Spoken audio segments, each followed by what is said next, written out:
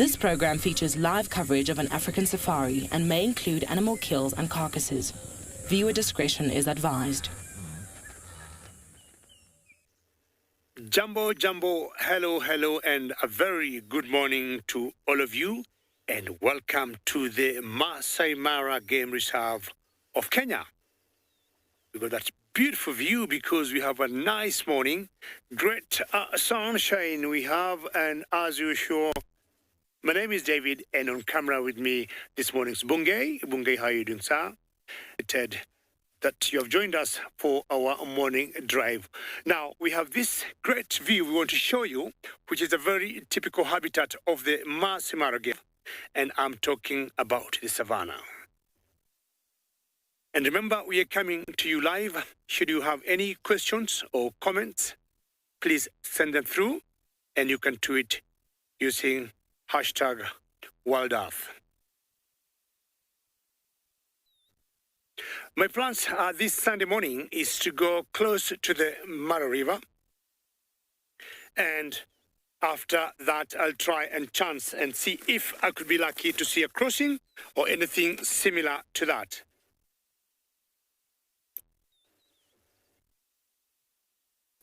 Look at that view.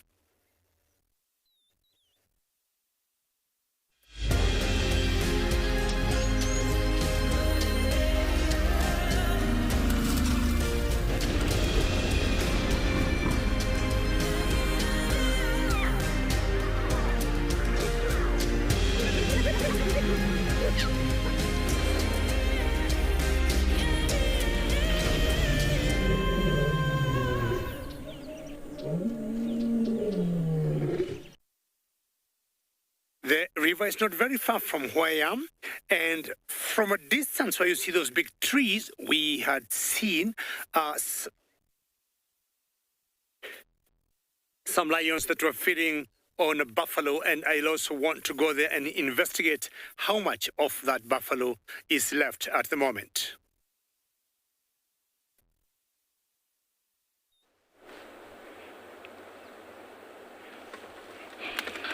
Hello and a very good morning. Welcome. I'm already stationed at the river. Yes, my name is Isaac, and on camera I have Big James. Already we are here set to show you what's going to happen at the river. Remember to talk to us on CGTN Wild or hashtag WildEarth. Questions and comments are very, very welcome.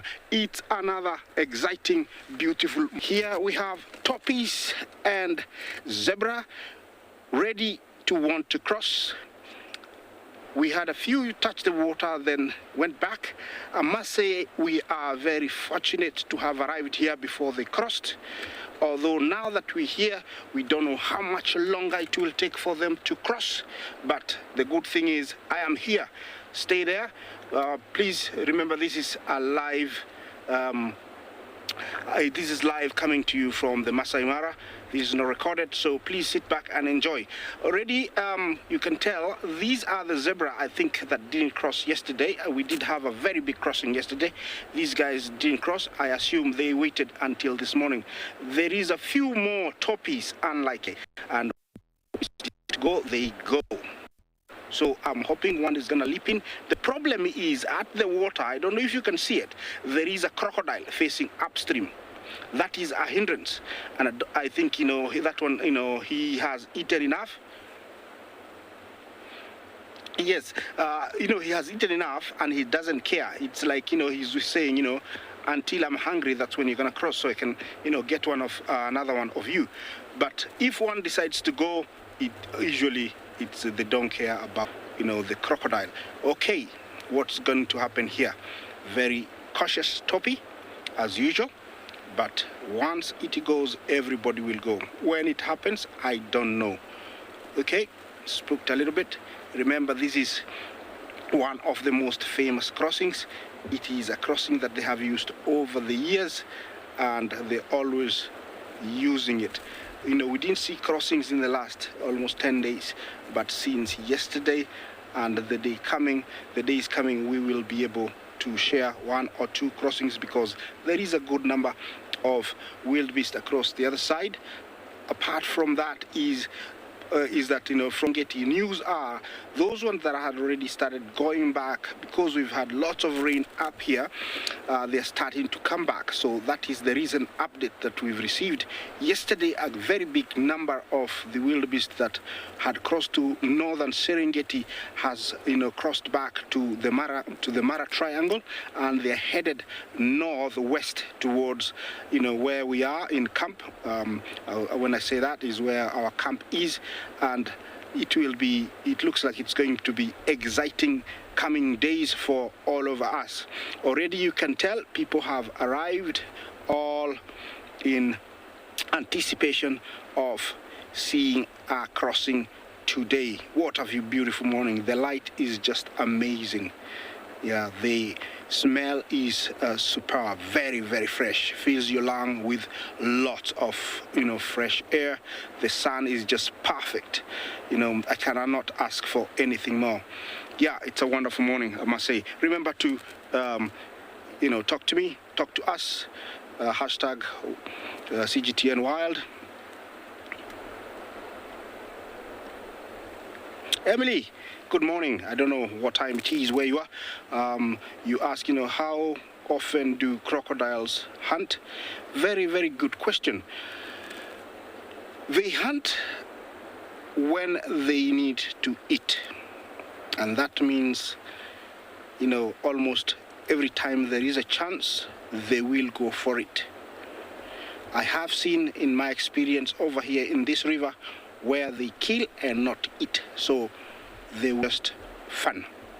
Very much like their land, cousins, the lions. It's another predator.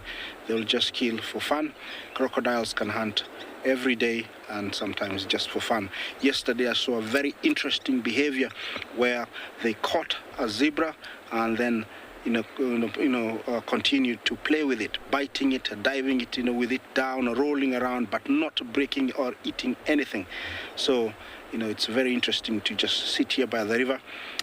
There's never a dull moment because there's always something to learn, even for us.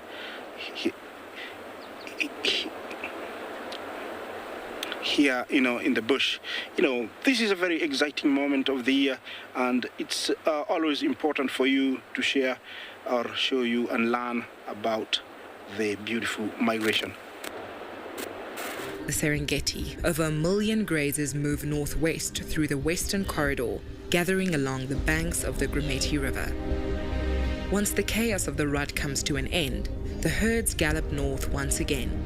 In time, more than 2 million animals amount to feast on the abundance the Mara has to offer. But the reward of the red oat grass does not come easy. Zebra Vanguard is the first on the banks, taking the plunge into the treacherous Mara River in order to reach the untouched long grass plains on the other side.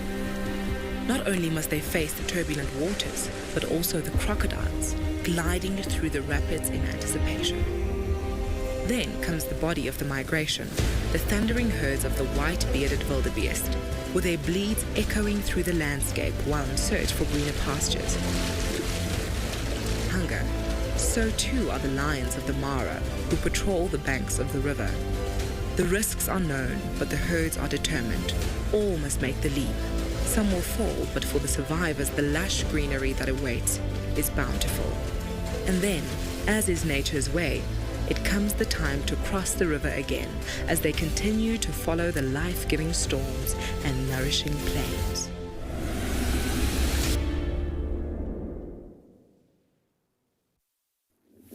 Welcome back live to Djuma, everybody, and indeed the circle of life, the Mara. What magnificent landscapes with those crossings of zebra and wildebeest.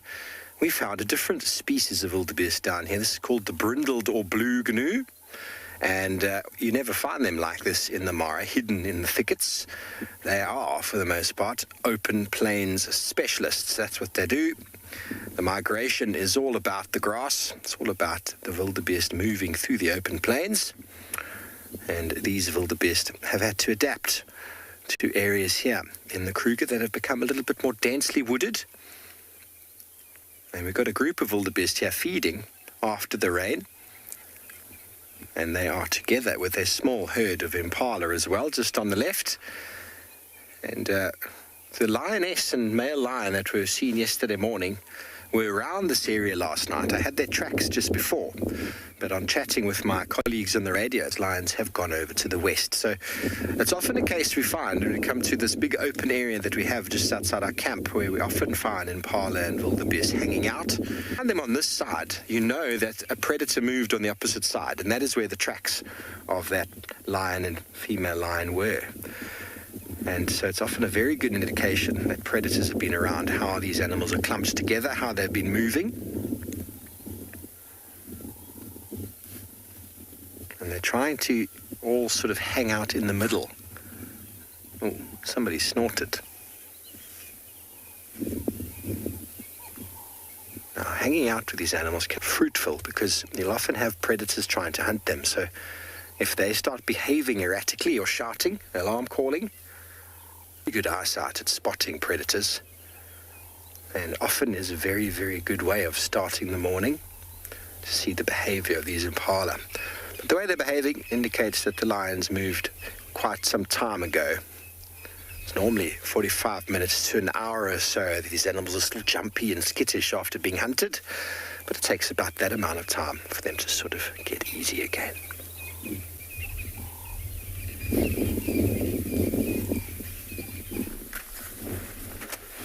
Good morning and a very warm welcome to andBeyond Phinda Private Game Reserve. Have a look at this group of giraffe busy feeding in the bushes over there. My name is Damon, and behind the camera we've got Craig. We've got quite an exciting plan for the morning. There was a female cheetah not far from here last night who had killed an impala. We found the carcass just about finished. And we're going to go check through some open areas to see if maybe she's chosen one of those to rest for the night. But like I said, this group of giraffe behind us, those two closest to us, see how they've got their heads buried in the bushes, busy feeding? When we got here, they were busy play fighting. So two young bulls just taking each other's measure, swinging their necks at each other.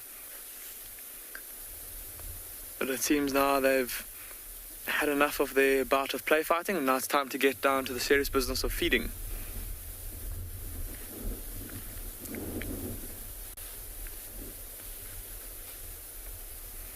Look at that one there. Quite a chilly morning here, and quite windy here at andBeyond Phinda. Lots of grey cloud overhead.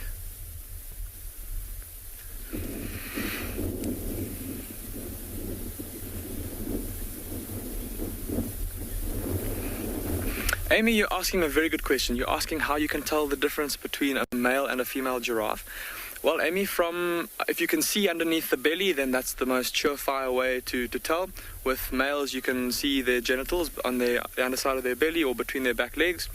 Obviously, you won't with a female. But then, from a distance, if you can only see their head, you can have a look at the horns, Amy. So with males, because like I said, they use their horns for fighting. Their horns are quite a bit thicker, much more robust, and as they get older, the males will get bald patches, or the tops of their horns or ossicones will become bald. With a female, because they don't use their horns for fighting, they're much thinner, and they have a little tuft of hair on the top of the horn there. So see the one there that we've got on screen now? Have a close look, Amy, at the top of its horns. See those very bald grey patches there where the hair is all fallen out? And see how thick and robust those horns are, and that tells us that this particular giraffe is a male.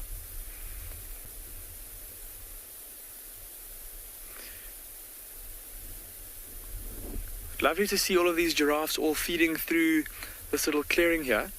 And just like Steve was saying with the impala, how they can be very useful to help you to find just come back to that now. Linma, you're asking why these giraffes are so pale. Well, Linma, I think it's partially because most of these giraffes here are males and are quite young. And often with male giraffe, the older they get, the darker they get. But then otherwise, Linma, it just comes down to genetics. You get giraffes that are super, super pale, and then you get giraffes that are super dark in color. It all just depends on their genetics. I suppose also throughout Africa, it also depends on the different subspecies. There's quite a few different subspecies of giraffe throughout Africa, and they've all got slightly different patterns and different colors to their coats. But these, often with very old giraffe bulls, they often take on a very dark color to their coats, and perhaps these younger bulls will also take on that same color once they get older. Impossible to say for now. But as I was saying, like Steve was saying with the impala, how they can be very useful in terms of helping us to locate predators because they'll alarm call if they see a predator. It's quite similar with these giraffe as well. If a giraffe sees a lion or sees a leopard or even a cheetah, even though a cheetah is not going to be a threat to a big giraffe like this, if they do see a cheetah, they'll often stand and they'll stare in the direction of the cheetah, and you can tell by looking at the fact that their ears are pricked forward and their body is all tense and they're busy staring at that in the direction of where that predator is. And if you follow their gaze, very often you can be rewarded with finding a predator. And sometimes they'll even make a hissing sound if they see a cheetah or a leopard lying down, and then that's normally an even more surefire way to tell that there is some sort of potential danger there. Sometimes giraffe will also stare at each other, and then you end up getting all excited and trying to see what they're looking at, and oh no, it's just another giraffe, or another little animal that's maybe moving around in the grass that's gotten their attention, something like a warthog. But we're going to be paying very close attention to animals like these giraffe as we move off to go and search that clearing. Still pretty early in the morning, and so this cheetah would have no doubt rested. Sassy Cassie, you're asking how often lions hunt giraffe here at Phinda. Because there's an abundance of smaller prey, of easier to catch prey, so to speak, things like nyalas and warthogs, it doesn't happen that often that lions here will try and hunt adult giraffe. Giraffe calves and young giraffes, that happens fairly frequently. Just because a giraffe is a very big animal, it's got very long legs and big hooves that could easily injure a lion. And so a lion will normally, if it can help it, it'll try and choose an easier target. But Sassy Cassie, I've seen a couple of carcasses of young giraffes that have been killed by lions.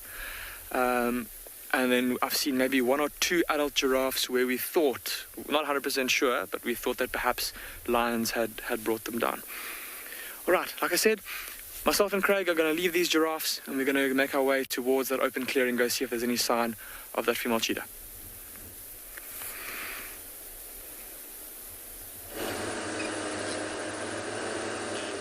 Hello everyone, sorry for the rolling start, but we have a Thandi and she's making her way out of Djuma into Tortoise. My name is Trishana and I've got Glenn on camera this morning. She's almost here. She's just got a scrub hair.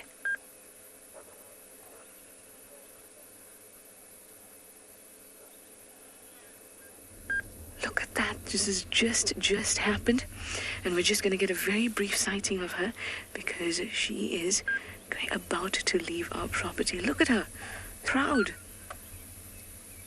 She's even giving you all the look. Head in mouth, just going to mind our rain roof there. Just going to tuck my head. Isn't she gorgeous? Nothing like a leopard for the morning.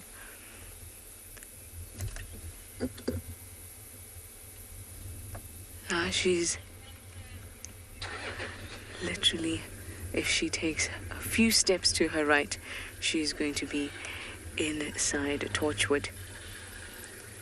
And off she goes, so we won't be able to follow her, but we will be able to see her for a little bit. I'm going to move forward. Let's try and get as many views of her as possible, because like I said, this is going to be a short sighting because of her movements. So let's just here.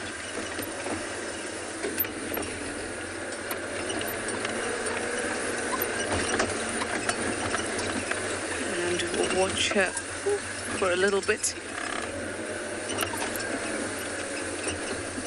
There we go. Now we do have our rain roofs on because it has been quite rainy all night in Djuma. So we have to be extra careful when we're driving around. Look at her, so proud.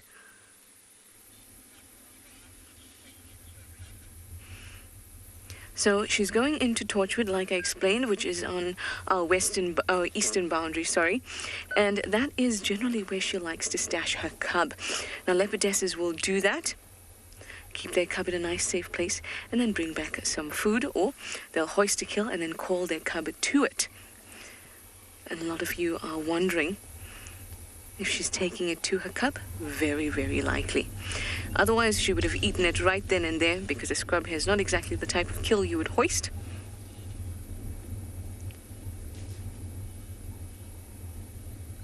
So she is almost definitely taking it to her cub. I don't know if you can hear the paw in the background. Those are some nearby kudu that have gotten sight or smell of Thandi and are alarming.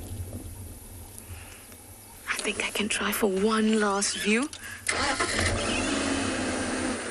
think I can try for one last view. She's going further and further in.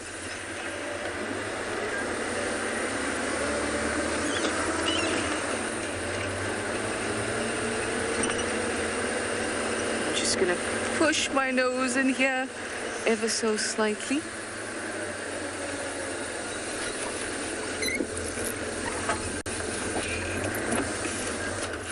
Off in the distance.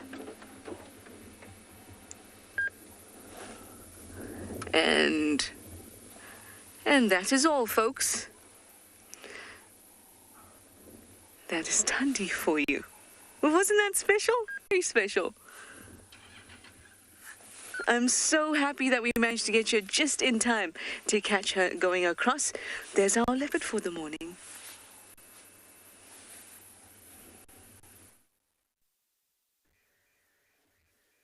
Beautiful to see Thandi carrying a scrub hare, taking it to her cub. And talking about eating, we have another predator here that doesn't have a scrub hare but have a bigger prey than a scrub hare. We're talking of an African buffalo. Now we've got one boy, a youngster here, male, feeding on that African Cape buffalo, and either the brother or cousin to the left, if you look carefully, who I think is very well fed. Now, this has come from a breed of lions that we call the Riverbed lions. They come from the Riverbed, and not sure they have started to form their own coalition, because we've been here 2-3 days and we haven't seen any females, and I am not 100% sure they brought this buffalo down themselves. Though it is possible, we have seen young males, sub-adults like this, doing that. If the prey of the buffalo was maybe or maybe it was sickly, or maybe it had some injury of some sort, but most possibly they would have brought it down themselves. Very majestic walk towards breakfast, like Thandi was walking. I would say they come from the same litter, these two boys here. If you look at them in terms of size, they look very similar to each other. Possibly, they are of the same litter. It's time to share breakfast together. I'm sure you can hear them tearing the flesh.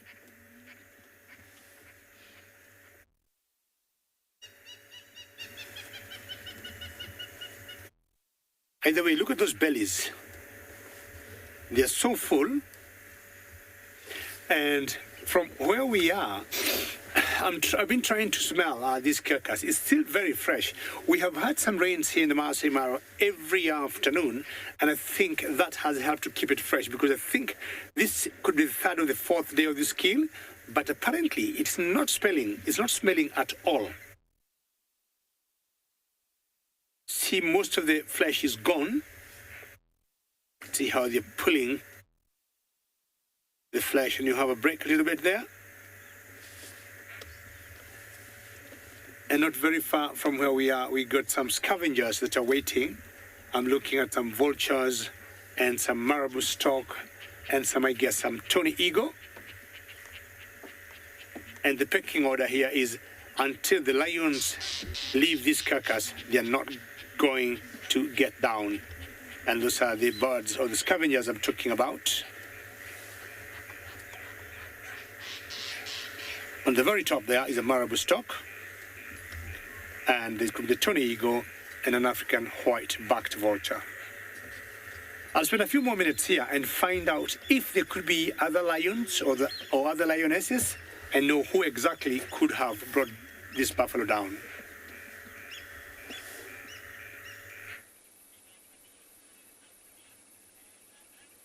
I've just stopped at these kudu that still have their attention on Tandi's movements in the east. Now, obviously, I can't see her anymore, but they are still very alert, and they've been alarming just slightly. They have a very deep bark. We call that alarm call a bark. It's very, very deep and very reliable. And it would be wonderful if you could hear the sound. You know the sound of an impala alarm call? Very nasal, very much like that.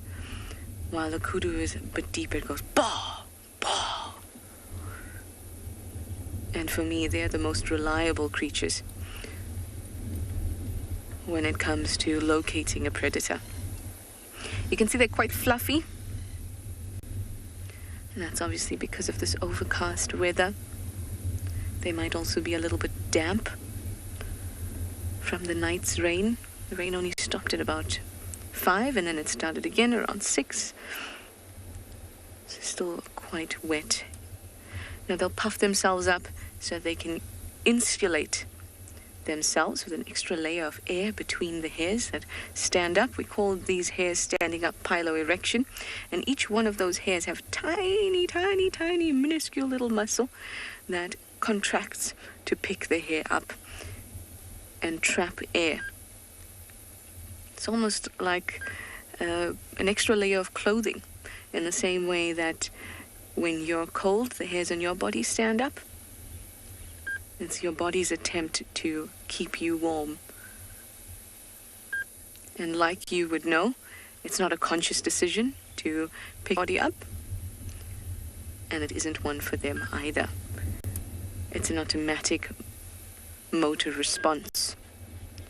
You can see they're still quite alert, but Thandi is well and truly into Torchwood now. So I'm going to move on and check out an old hyena den that's not too far away.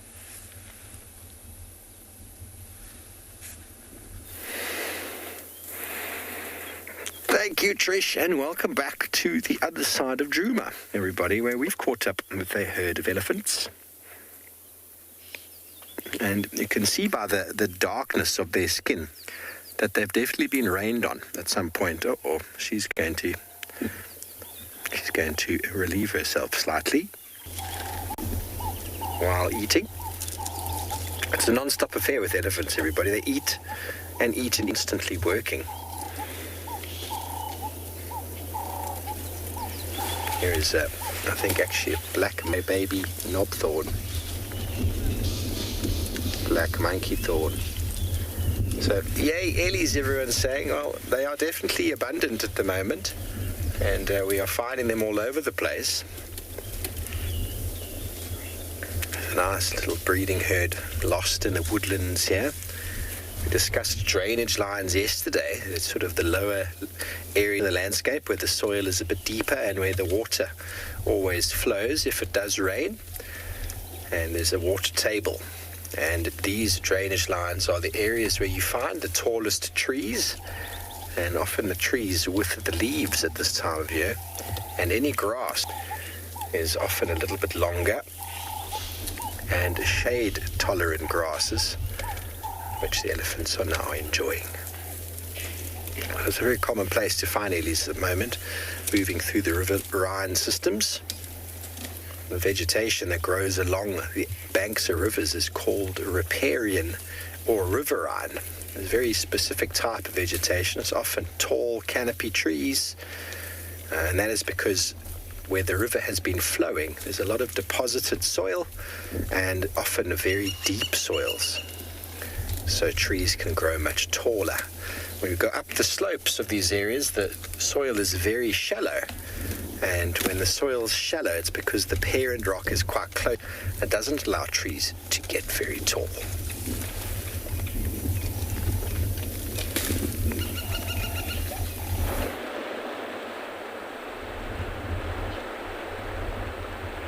Okay guys, we have the first crosses and 3 have managed in, and the crocodile is in hot pursuit.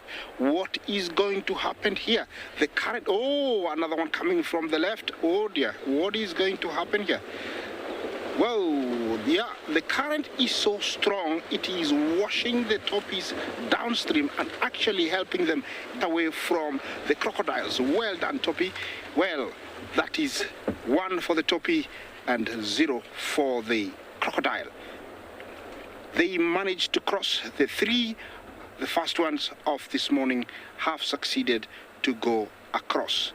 It is not always the case to see toppies crossing, but we were very fortunate to see them, cross. I'm always, happy when the toppies cross because they're really fast and they really can get away from the crocodiles. That was amazing, guys. I hope you enjoyed this.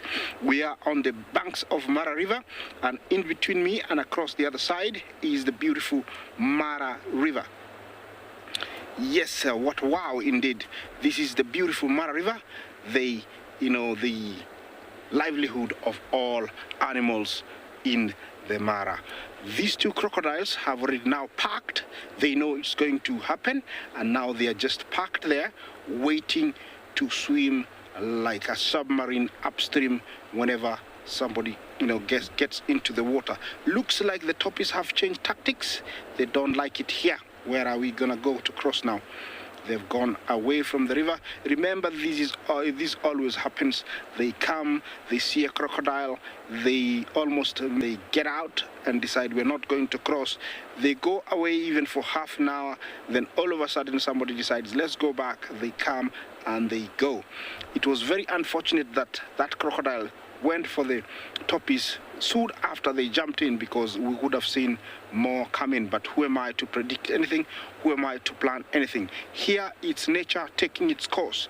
There is nothing that I can do apart from tell you or try and translate what exactly is happening. What is happening here now?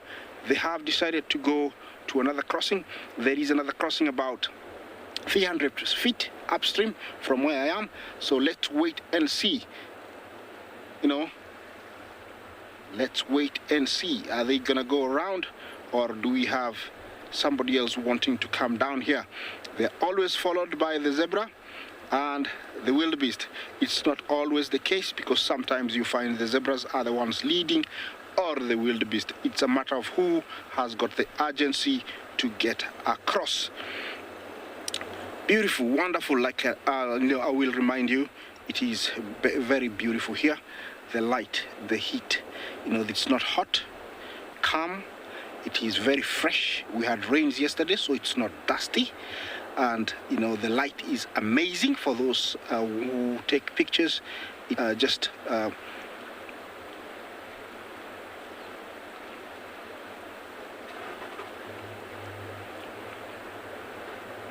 Lucy, thank you very much for your question, but it's rather an interesting question. We say we build bridges for the animals to cross. We already have a few bridges, but I don't think they would use bridges. That would be very awkward, actually, if they used bridges. And I don't think they would prefer to use a bridge. But thank you for your comment, thank you for your question. I don't think they would use the bridge. And I don't think there's anybody who would want to build a bridge for them, because then you will be interfering with nature's way of these animals, doing their own thing. So thank you for your question, Joe, but it's rather an interesting question. Thank you very much. Okay, just to continue on, looks like they have decided to change tactics. Are they gonna go down? Yeah. There we go, there's one going down. Is it gonna jump in? That is a tricky area, it's a bit rocky. Do we have a leader? Remember, If there's no crocodile, one gets in, everybody will go. Looks like these toppies are very determined. Are they gonna go? There we go. Beautiful. Look at that. Beautiful. Woo! He's a good jump. Yeah. Yeah, they're succeeding. They're going. The current is really, really, heavy. Look at this. Yeah, the current, they're not going anywhere. It's too strong, the current. Amazing, guys. I hope you're enjoying this. Yeah, let me just leave you to enjoy it for a minute or so.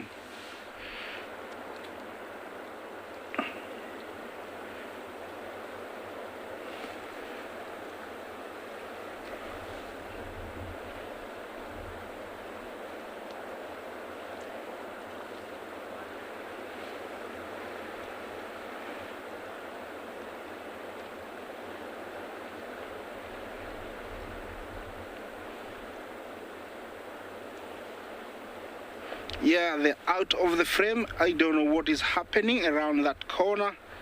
I can't see anything. Hopefully they've made it. It's a very tricky area they chose because that's a sheer bank back there.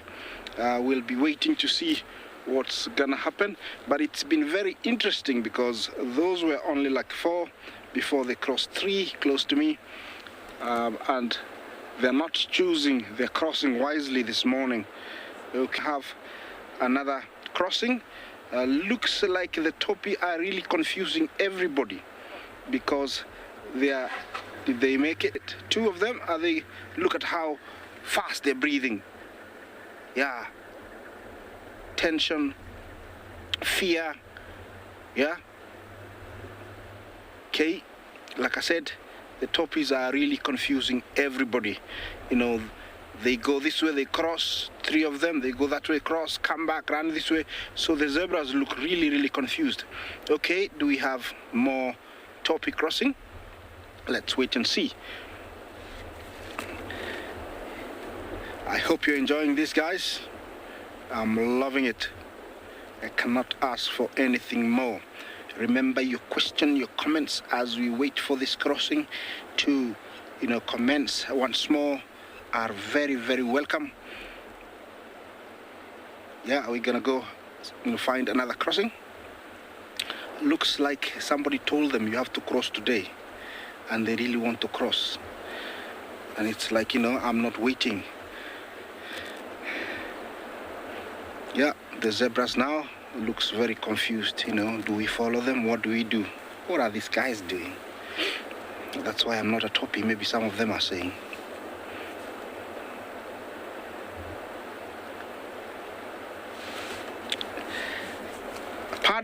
Pardon me, but I'm here. Please ask me again, Ken.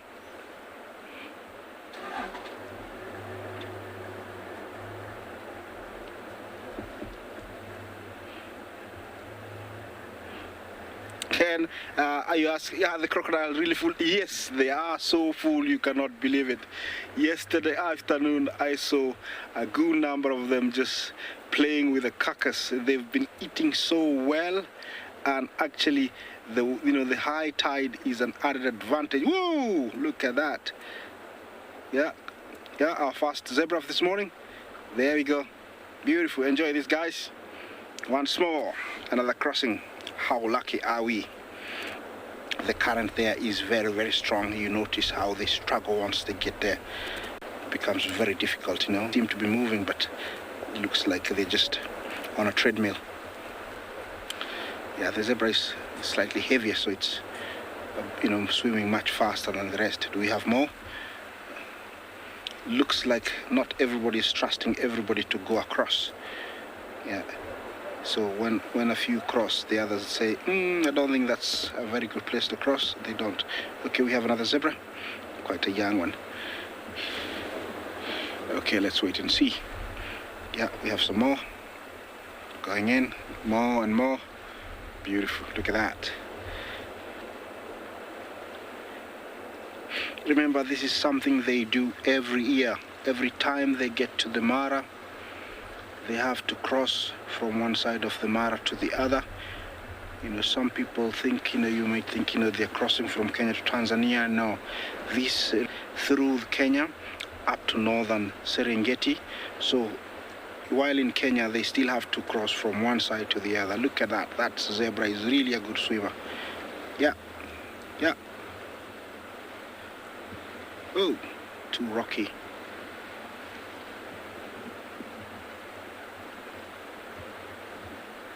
Kate, you asked about something about Toppy. Please repeat again.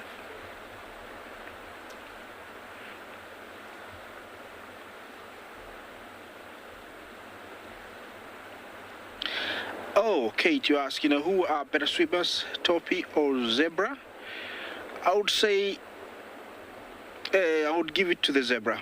The zebras are much better swimmers. The one thing about Toppies is that they're swimmers, good swimmers, but they are not as heavy.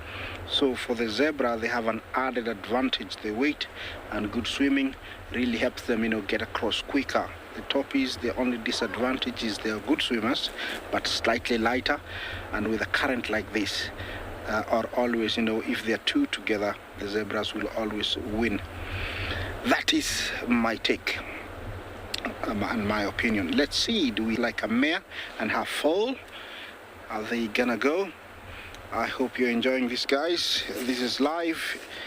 Talk to us, CGTN Wild, hashtag WildEarth. Yeah, I hope you're enjoying it like I am. It's a beautiful morning, like I've been saying. The light is just amazing. I'm sure those guys are taking really good pictures.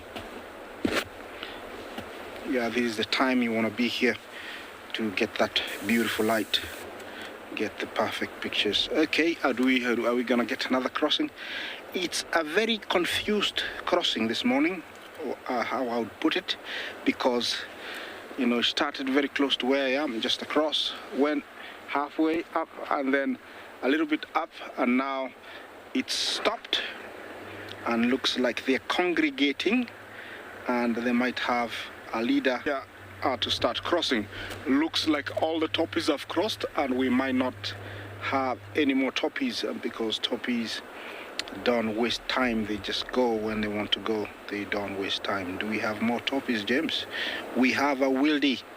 We have a Wildy, and looks like he's lived. He's an aged one. That one. So he must have made many crossings, very experienced, and that's why he's stepping back, waiting. Later on, sometimes you can tell the experienced ones sometimes tend to think twice, stop, look, in the water, and not really get interested. That's my take also. Yeah, beautiful here. Oh, here are the ones that crossed. For some reason, they stayed at the bank. I didn't notice that. And now they've come. Looks like a complete dazzle. A stallion, mares, and foal. They didn't lose each other while crossing. And that could be very good for the stallion, because it's very difficult to gather new females. There's always conflict, lots of biting, lots of kicking, and no other males really give in to their females that easily. So he's a lucky guy. He got his all family together and they crossed together. Okay, here comes the new cavalry, new entourage. So they want to go down, but let's see. Remember, all these you can see there's the ground hasn't been worn out, so it means the area hasn't been used. And this is what is very interesting and always unpredictable during crossings. You find them going to a place where they had, it hasn't been used for, even years, and they just start using it. I'm gonna take a sip of water. You look at the confusion slightly.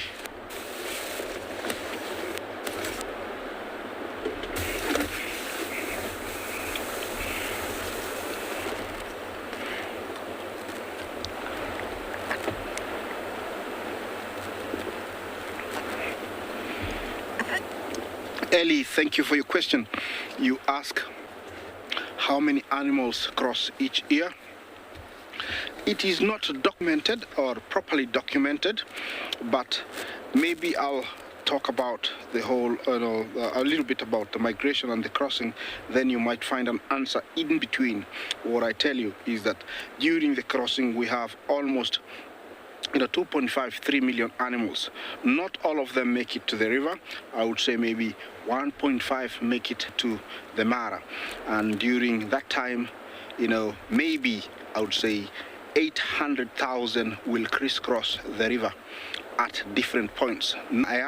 We have very, very many crossings, but I would estimate about 800,000 cross the Mara River.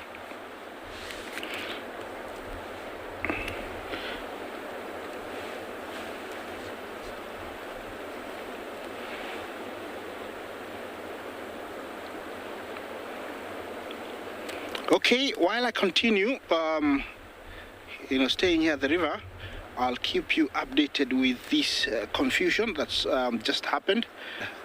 If they decide to do something, we'll be with you.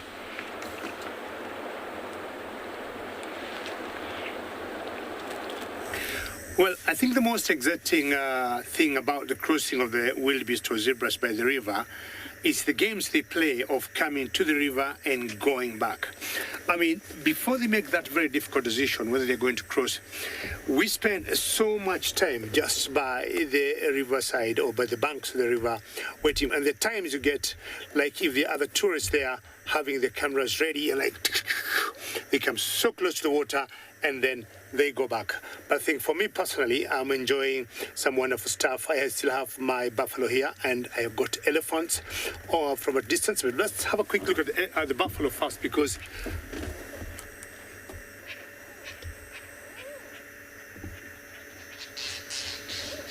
Karina, this kill I think is 3 days old. And if you were watching earlier, it has been tossed over from the way it was before. Now the two youngsters have left it, but they're very close to that bush that you see on the right. And so long as it doesn't smell, don't be surprised that, Karina, these two male lions would keep it for the next 3 days until it starts getting maggots, very smelly. These lions will still keep eating it as much as they can. Either they got too full, but they're keeping an eye, because earlier we saw one single hyena coming very close, and the scavengers we were showing you before are still there, and both the hyenas and the vultures know that these lions are not far.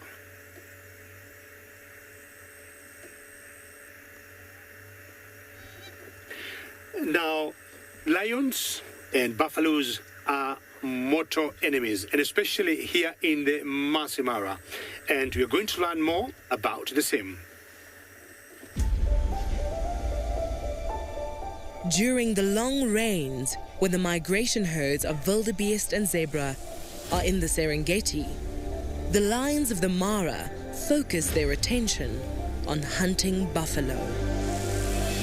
Male lions, even youngsters, can be a powerful asset on the hunt for the large and often temperamental buffalo.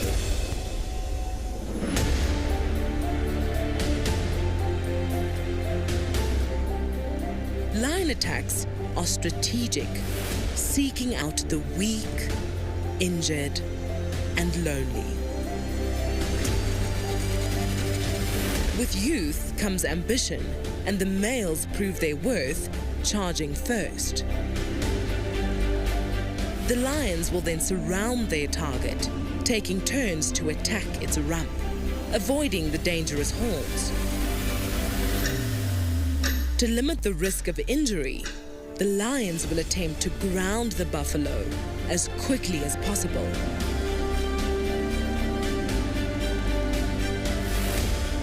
But the added power of a battle-scarred male lion is the final blow.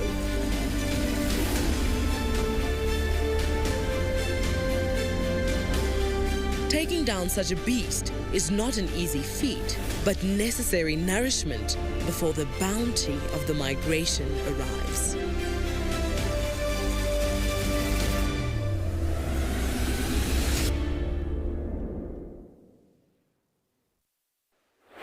Welcome back. Well, it's always very interesting when those two meet, lion and buffalo. It's not one of those, predictable, fights, but it it can go either way. Well, back to the river, and as quickly as it gets exciting, it can really calm down that fast. All of a sudden, there is sudden calm. Looks like heads are being put together, and they're trying to decide what is the next move. You can see very relaxed. Even the wildebeest are bewildered of, or wondering, what are we gonna do? Are we gonna go or just go back? Well, when this happens, it means it won't take long, maybe another 10-15 minutes, and then they are up to it again. Well, I'm here. We'll be back when something happens.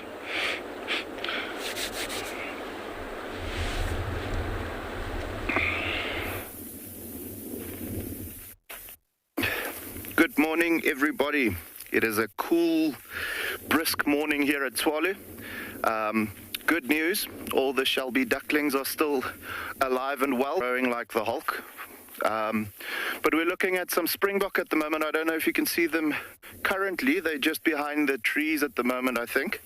But we're in the same area as we were the other day. Where we had that African wildcat looking to hunt. So we were actually going out this morning to see if we can find him again. We're still hopeful to be able to get him and possibly see another attempted hunt. But for the time being, we're just looking at these beautiful Springbok, I think freezing themselves at the moment. But I think very happy in the sun for a bit. It's a little difficult to see now with them being behind the brush, but it's typical of these cold mornings where you see the animals having that velvety layer almost around their bodies. When they get goosebumps just like we do, to layer around their body to trap the body heat inside for a little longer. As you can see, they're coming a little bit more into the open there now. But yeah, just a beautiful. Yeah, no, we're very happy to be back also, guys. Good to be back with you and excited for what the morning is going to have to offer. Also, after spending some time looking for the wildcat, we're gonna head over to the meerkats to see how they're doing. With it being a little cold, we're just gonna wait a little bit longer for it to heat up before they're gonna come out. But we are in contact with our meerkat habituator, Veronique, so she'll let us know as soon as there's some action. If not, we'll head over there in any way and wait for them to wake up, and then we'll be with you. But I believe that you guys are enjoying lots of different beautiful sightings at the moment all over. But yeah, just very happy to be back in with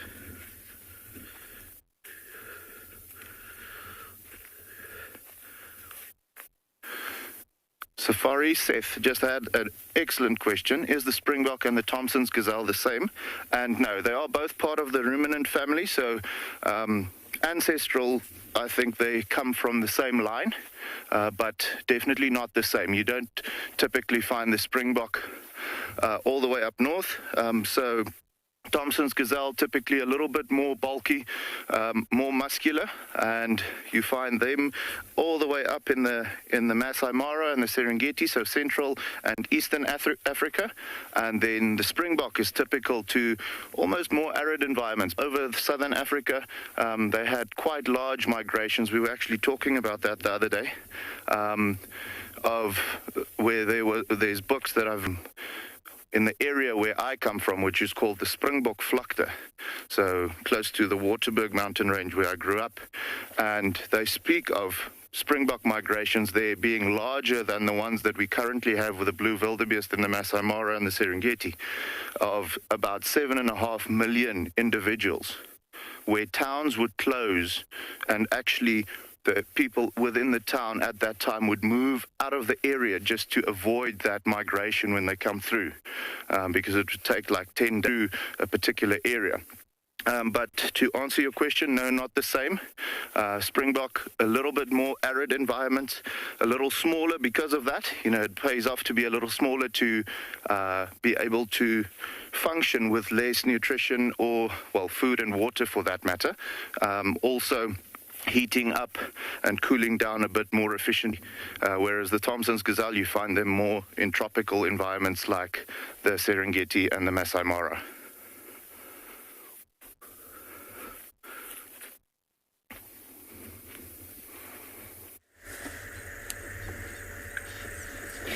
We got like a huge congregation of birds here, and not sure exactly what could be happening, but the last few days in the afternoons in the Masai Mara, we have had some rains.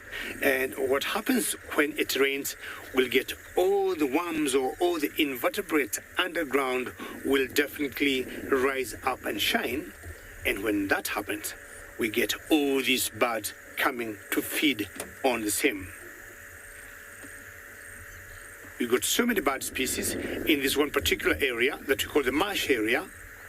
Maybe not the marsh anymore because not much water has been on it and not much vegetation that is very similar to a marsh area. It has been rather dry, but I think the rains are coming back. And once the rains come back, they have brought all these birds that you see here.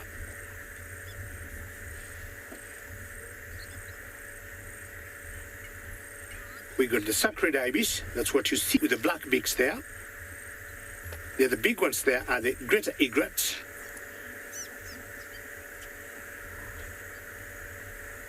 And I'm sure we can hear them feeding or just moving around. The smaller white ones are called the cattle egrets. We also got some herons there, the black-headed heron. And notice how busy all of them are feeding. Now look at the heron there in between. That one just dived on something. Not sure what she caught. But the feeding habit of the herons is very different from the sacred ibis and from the egrets. They are always very patient. They look at their prey. They wait until the prey makes a move. And then they pounce. But all the other birds are just disturbing the grass and picking on anything they would get. And we've noticed sometimes they just pick mud and squeeze in and see if there'll be anything to eat. And you can see the heron is quite tall than the other bird species. Oops. Maybe it could have been a frog that came out, or maybe a catfish, and they all got scared.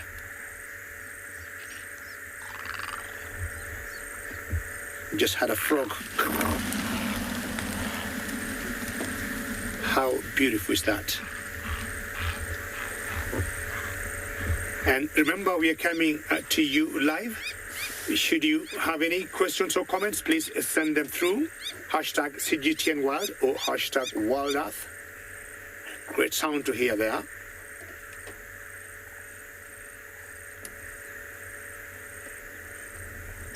Now, definitely all the species are here because of feeding. That's why they're all different species, but they know they have to feed, and especially in the morning before it gets very hot. Terry, if you're asking how far this is from the river, we are about what? We are about 4 kilometers from where the river is. We are about 4 kilometers from where Isaac is.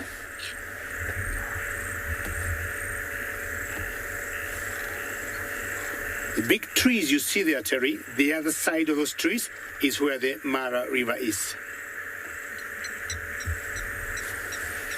There are loads of birds here, but most of them are the egrets and the cattle egrets, the small ones.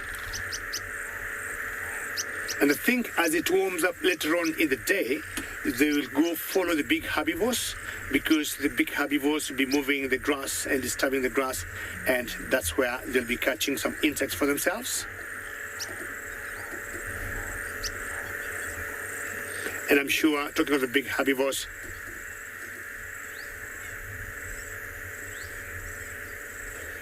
most birds here that you see, they'll be eating invertebrates of any sort, any crustaceans, any worms. The big ones that can catch frogs, they'll eat frogs. They'll also eat mice. They'll eat rats. Sometimes they also eat scorpions. anything that's moving here, millipedes, centipedes, that's what they'll eat. The heron, like that one you see moving to the right there. The other day I saw one that caught a mouse, and as soon as the mouse was dead, it just swallowed it in under 3 seconds. Shoo! And just went down.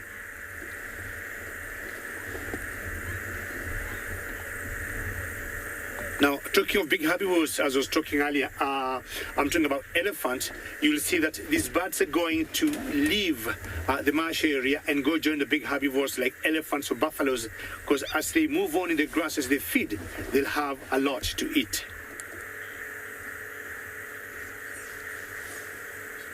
And slowly, you're going to see a herd of elephant that is going towards the marsh.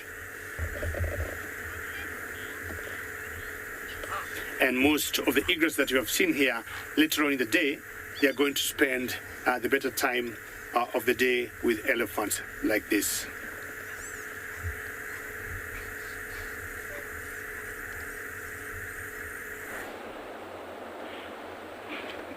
Welcome back to the river.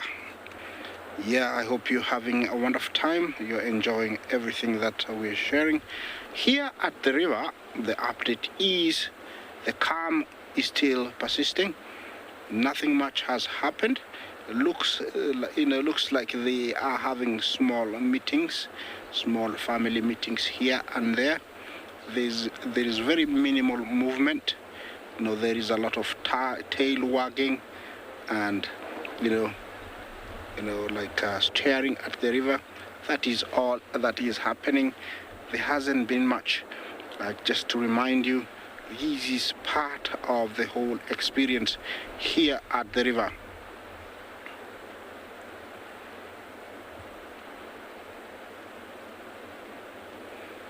Is that Erica? You ask which animal is the most successful at the crossing.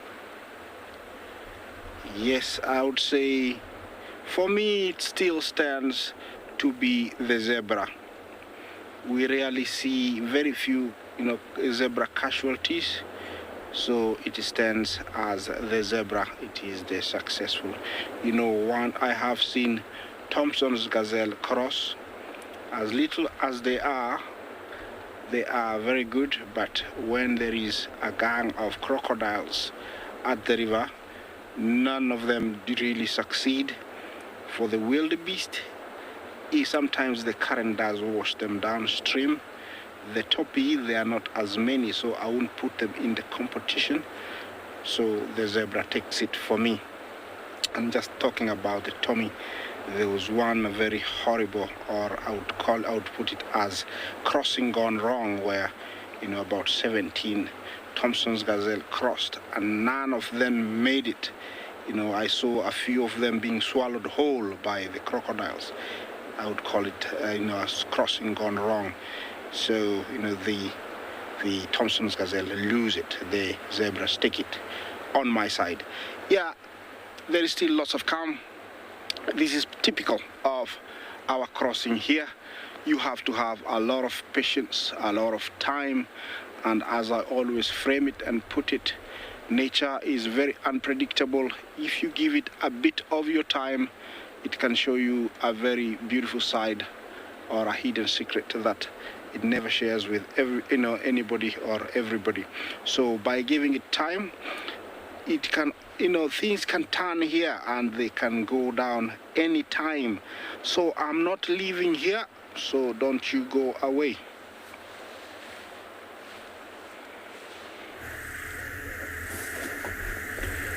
Very correct, Isaac. Be patient. That's the rule of the game when you go waiting to see a crossing.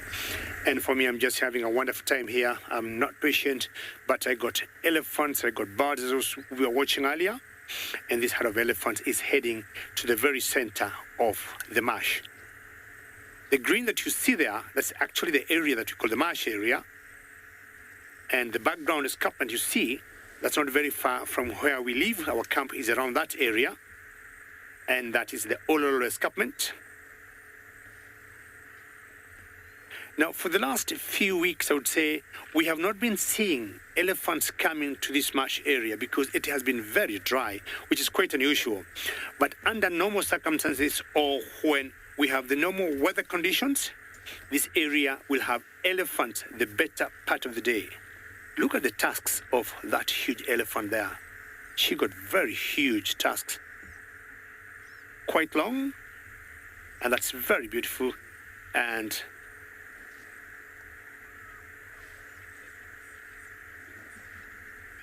Lauren, elephants eat differently, of course, depending on the size, sometimes depending whether they're males or females or their physical condition. But we've seen elephants doing anything from 150 kilograms to about 300 kilograms of food in a day. They eat so much because we all know that the digestive system is not very efficient, and they only put to good use about 40% of what they eat. So anything 150 kilograms to 300 in a day, it's normal for a fully grown elephant. Again, depending on what type of food they are having and age, the condition of an elephant, because when they are sickly, they don't eat as much. If it's a big, huge elephant, it has to eat as much. If it's pregnant, the same. If maybe she could be lactating, she also needs to eat more to support feeding her calf. You can see the pelvic of that one. It looks a little old. It looks small to me, but doesn't look to be in very good shape to me. If you look at the hind quarters there, she doesn't look as majestic as elephants are. And she doesn't also look good. She's a female who doesn't look to be in very good. Well, she could be old and maybe did not grow as much. So all of them will be heading to the marsh, and for the better part of the day, they are going to remain in there, eat anything soft they will get, and at the same time, drink.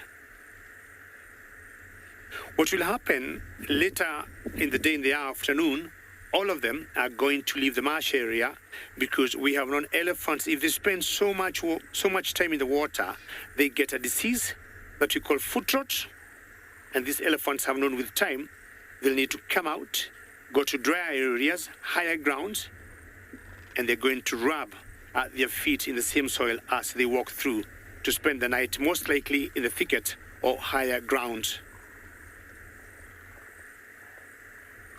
Young baby there. 3 calves, in fact.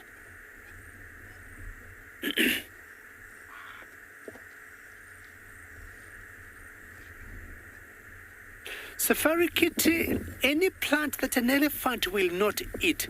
I have no idea. Elephants ideally will eat practically everything they get. What I would want to think maybe is something we call the stinging nestle, because anytime I see the stinging nestle in any area, it just outgrows the vegetation where it is. But I think elephants ideally will practically eat everything. I've been trying to think. There's one particular tree here that we call the East African greenheart that is always very bitter, very spicy, that we use to make toothbrushes. And when I was young, I've always thought, because it's so bitter, it's very spicy, the leaves, elephants will not eat it. But many times, I've seen the big bulls using their trunks, bring the branches of the same tree down and feeding on it. What a peaceful sighting there with all these huge beasts feeding. And I'm sure the calves are learning how to feed as they grow older.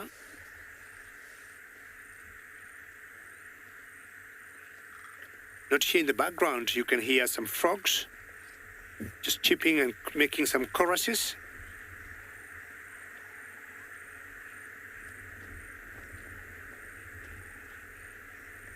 And that's a very good sign that rains have come and all the species here are happy. Well, I'll move on looking for some more animals. Out a little bit. We are looking at some tracks at the moment, and it's raining quite heavily. I'm going to just jump out and show you what it is that I'm seeing. So this is the area that Thandi actually walked up. But if we have a look here at these tracks are going in the opposite direction. They're going down. And interestingly, at first I thought these are leopard tracks. And then this one here, if we have a look at this one here, you can see that the toes are quite long. And that looks a little bit like a hyena. But, in fact, and this is really nice because I'm telling you about how the weather and the substrate and the rain, as you can see, affects tracking. Because that looks like a hyena shape. But hopefully you'll be able to see all the way here. I'm trying to look for one that has a distinctive 3 lobes. This one, but it most definitely is a leopard track. This one kind of has it. So 1, 2, 3 lobes right there. So that's telling me for sure it is a leopard track. If it weren't a leopard track and it was in fact a hyena track because of the curve. See, a hyena kind of looks like it's got bananas for toes. So it has a curve in like that, but it only has 2 lobes on the palm, where here we can clearly see there's 3 lobes, and that to me indicates 100% this is a cat. In fact, this is a female. Perhaps Thandi used this route to go down towards direction, not very close at all, but perhaps she used this route to go down. But she certainly used this route to come up as well. Interesting though, I think, because these tracks look very, very fresh. And they're going in the opposite direction. Because the soil is now hard from the rain, it's not dusty, it's more difficult to actually track. So here I can very faintly see her tracks that are going up towards where she left, and these tracks that I first showed you were actually looking better. I wonder if it's not another leopard. Even still, they end about here. You can see it's nice and sandy here, which is why they made nice tracks. Up here, can't see any tracks. Again, the soil is hard. I'm looking for sandy bits. And not. So this leopard has crossed into this block here. Sometimes you'll actually be able to see where they turn, which is really, really, really special. So this is the last track I see for her, somewhere here. But then again, we know that she was also hunting. And if she was hunting, that means that she would go up and down. And we would have tracks going up and down, up and down. That is definitely tracks for a female and definitely tracks for a leopard. As you can see, it is very wet. It's truly starting to come down at the moment.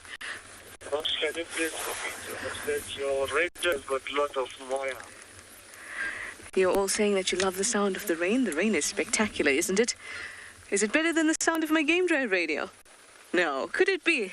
Okay, I'm going to keep on going and just keep an eye on these tracks just in case we're lucky with another leopard.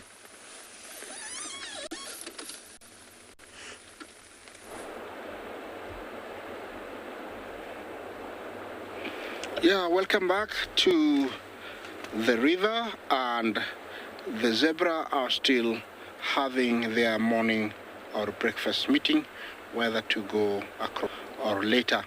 The one thing is for sure, they will be crossing sometime, in the morning. I have seen them, stay for up to, 6 hours and then cross eventually. I've seen them, stop there for about 10 minutes and just go. So it is still very unpredictable. The only thing is we have to do is to stay here at the river, and hopefully it happens soon. Just to explain to you, in case this is part of the whole migration, and the migration does happen from the Serengeti to the Masai Mara, every 3 months to be in Kenya. This is a movement of animals amounting to around 3 million, about 1.5 million wildebeest, 500 zebra, 200,000 Thompson's gazelle, and Tortoise, Elan, amounting to around 300,000. So it's a whole big movement, and we do see a lot of zebra and wildebeest. Mostly when this is happening, when they arrive here, they have to cross from one side of the river to the other.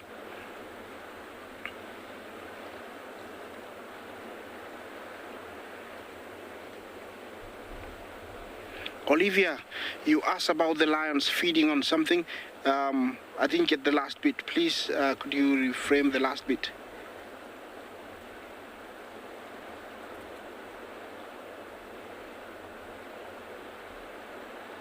Do they use the migration as a... Of course, yes, they do. This is the time of plenty and of easy pickings, so they have to take full advantage. And I promise you, we'll be showing you some lions. They are bloated, and hyenas and leopards. They are so full. Look even at the vultures. They are soaring. Those ones sometimes it's even hard for them to fly, so they wait for a thermal and use it to fly somewhere else. And while at that height, they use their amazing eyesight to locate their next meal. I've seen vultures so full this time of the year that they can't take off.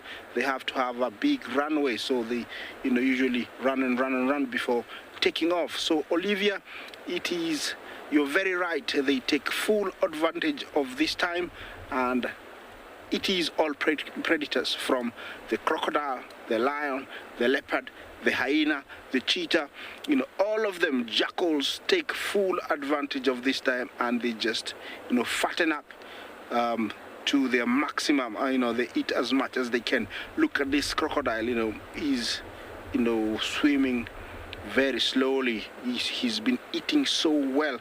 It's unfortunate we can't see his head, but he's a massive one. He's one of the big ones located at this stretch of the river. We have very many. Okay, looks like there might be a movement. Yes, there is two saying, do we go down there? And then there is a few saying, no, I'm going off to the right. Remember, there is about 3 different crossing points, but they can't cross anywhere when they decide to.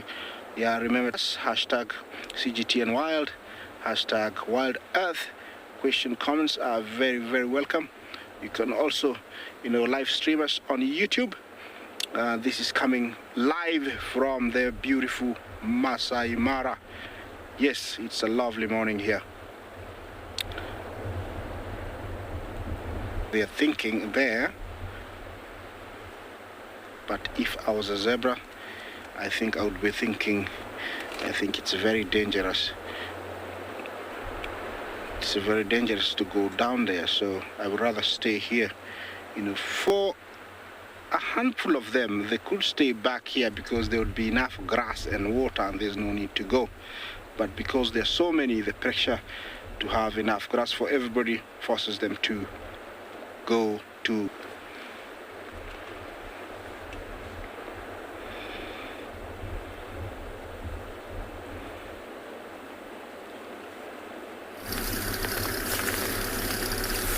Welcome back to andBeyond, Phinda.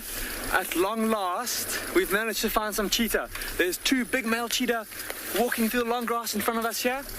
We're going to have to go off-road to keep up with them, so once again, please hold tight. Get them jogging along there. They're coming up to a wide open clearing here, and I'm hoping that when they get there, they stop and maybe rest for a bit. They've been walking really far as they patrol their territory.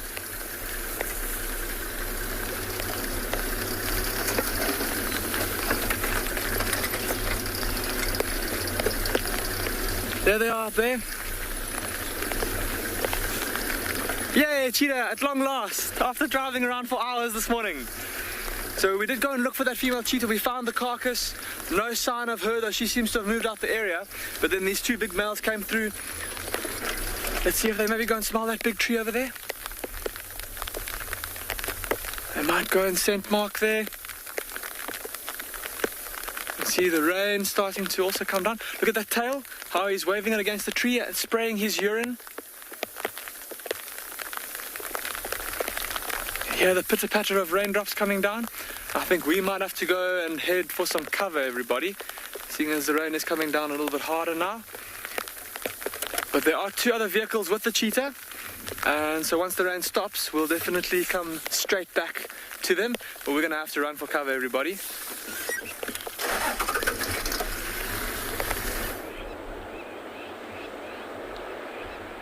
Okay, welcome back, guys. Looks like there's a bit of kicking and biting there. I don't know for what reason. Maybe it's 2 stallions arguing about their mares. It is very typical for them to walk side by side and then all of a sudden turn or try to bite each other's knees or ankles, weak points that can disable, one. Zebras are one unique, grazer that is equipped with 4 very sharp canines for fighting, very much like a horse teeth, very sharp. They're also used for defense during a hunt. If a lion gets one, they can bite it, and have seen that happen. Yes, and also, that's what they use to fight each other during, mating rites and gathering enough females to have, because usually they would fight for females and they would gather about 6 to 10 of them, which they keep for a very short tenure sometimes, maybe 10, sometimes 20, because there's always problems. When they're spooked, they might,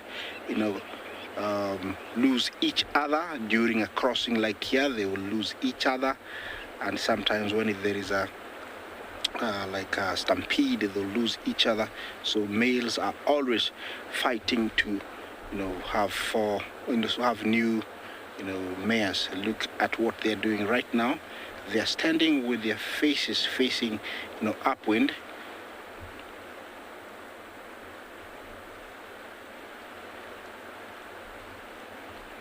Navita, you ask if the adults help the young ones during crossing. Is that what I heard? If that's so, no. It's everybody for himself during crossing. But once they're inland, I have seen stallions and mares fight back, a hyena or a leopard or a cheetah or a lion when it's, trying to kill the young one. On land, yes, they'll fight back. In the water, it is very difficult. I've never seen them protect the little one. There's one very little one there, 2 of them actually, really cute. I'm hoping, when they cross, that they will go across peacefully. Yes, they're all standing facing towards the wind. They're actually downwind from the wind, so if anything is approaching them, they can smell it. Remember, they have very good eyesight, and this is what is called the buchels, buchels, or the common zebra. Over here we call it punda mulia. Yeah, donkey that cries. That's what it means in Swahili, punda mulia. Yeah, this is an animal that, in the earlier 1900s, one gentleman tried to domesticate it and distribute bread in one of our cities, but he couldn't manage because every time he was doing his rounds, it would kick and bite, and they later realized that it had a very weak back and it also possessed its wild mentality, so it was never domesticated. But they do make a very, very good pets, very loyal. I had one as a young boy. Yeah, looks like they're all facing away from the water, but it doesn't mean that they will leave. The reason they are here, they want to go across, and I'm hoping that very soon they're gonna go down. These usually happens every about 10-15 minutes. Already it's been around 20, so I'm hoping very soon or later they'll head back to the river. Remember, we've had a good number of them cross at different points, including toppies, which is a very, very, very rare sighting. Just to tell you what you're looking at over there, the forest just behind the zebra is where the river meanders around. And what you're looking way far away up there, that is the Olololo Syria escarpment. That is the western boundary of the Mara Game Reserve. You go up there and there's people, there's settlements, but below that, from the top down, is the Mara Game Reserve. The Olololo Syria escarpments, the Olololo runs from a long way, almost a place called Mulot, and heads all the way to the western corridor of the beautiful Serengeti National Park.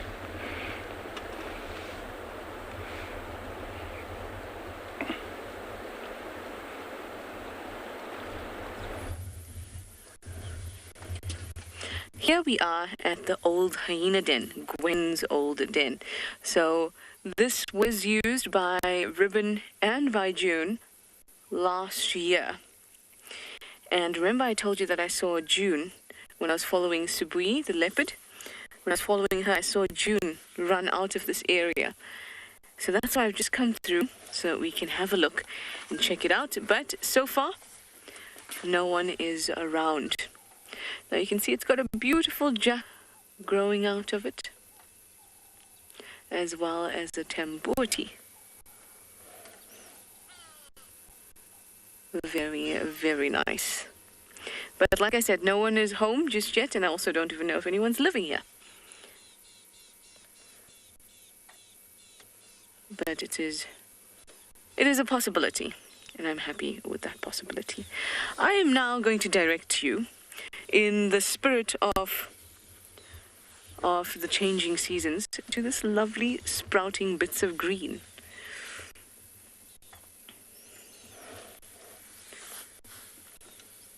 You see these tiny little bits that are popping out.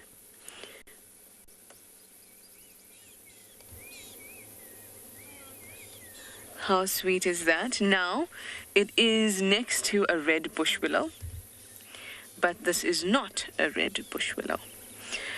It is so hard to tell, it's just emerging, but if you look at how juicy those little buds are, and the color of the stem from which it is coming out, it's a little reddish. But I think the best clue here is how juicy it looks. Almost fruit-like, you would say. Well, if you can tell me what this plant is that's starting to just come up, please do, using the hashtag CGTNWild. I'll try my hardest not to give it away like I did the last time we had a plant quiz. It's a little bit difficult to see because it's tangled up in the combretum, the red bush willow. But it is juicy, and sometimes you may say people in the bush like this plant. Cryptic clues there, guys, cryptic clues. Let me know what this is using the hashtag WildEarth or hashtag CGTNWild.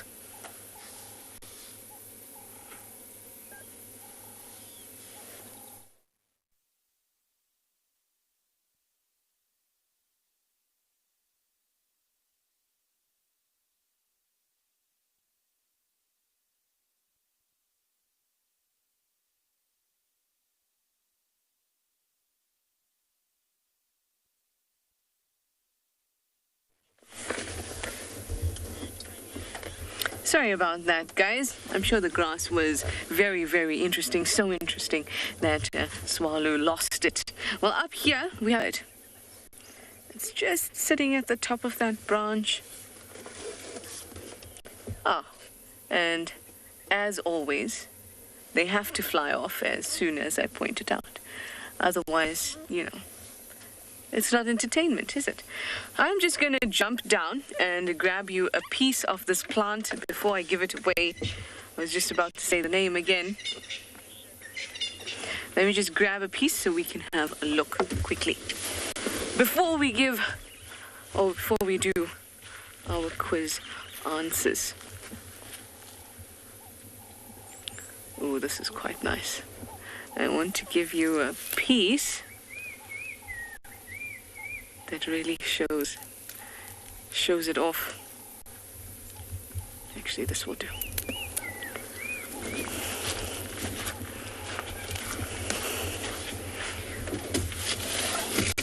Let me put that there.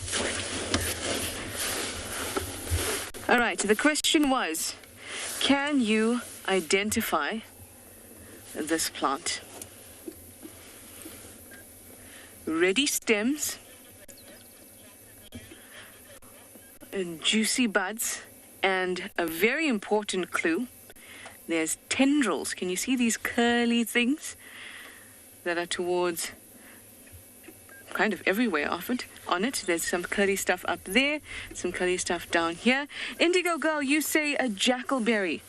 It is not a jackalberry. It's one of the smaller things we see out here, something that smells quite urine-like, for lack of a better comparison. Linma, you say it's a young marula just sprouting up. It is not.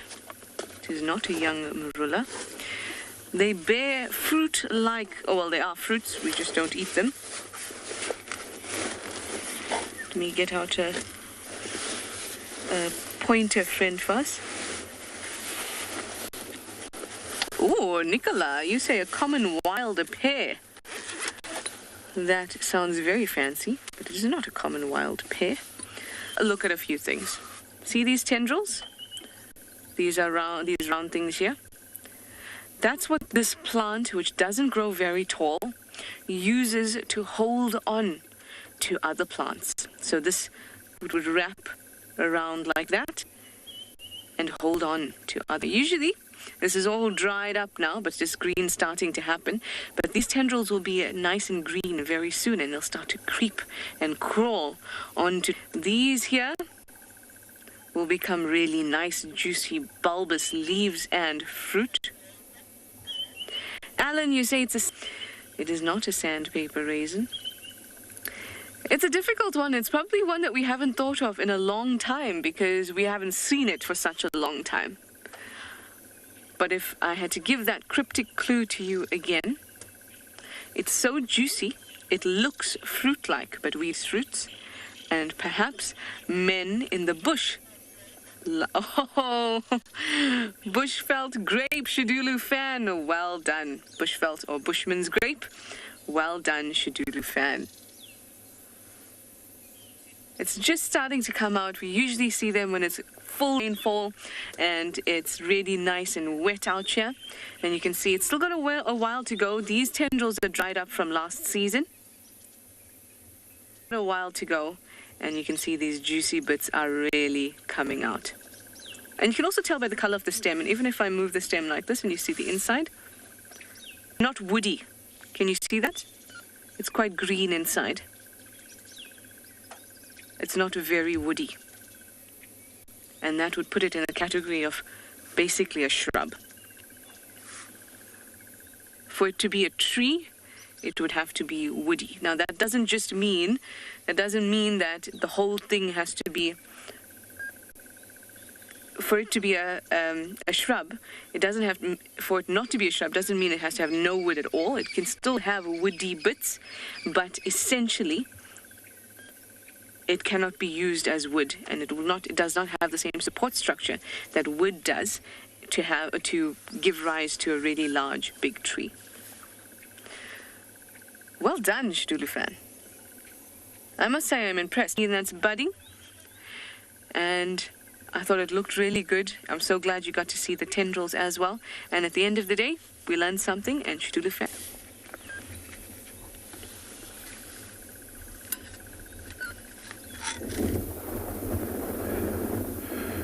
So we're back at the meerkat burrow. This one is by far, from what it looks like, their favorite one for the rock stars to use. We call it the far burrow. And we were just discussing earlier, so by the way, we haven't had any of them come out of the burrows yet, still sleeping, still cuddling a little bit. But we were just discussing earlier about how important it is for these little guys to have several burrow sites, for them to be able to duck into one at night, which is not necessarily the same one every night. And there's a number of different reasons why it's important for that. For them, they on average forage about 4.7 kilometers a day. So with that being the case, it could be in a straight line in one direction or out and back. So, they can use the same burrow twice or three times consecutively in a week, but also very important for them to be able to go in a straight line in one direction and be able to forage in that direction, and when they get to nighttime, have a safe place to duck in. It also helps to have several burrow stations to be able to, not have the parasite load get too high in one particular burrow station.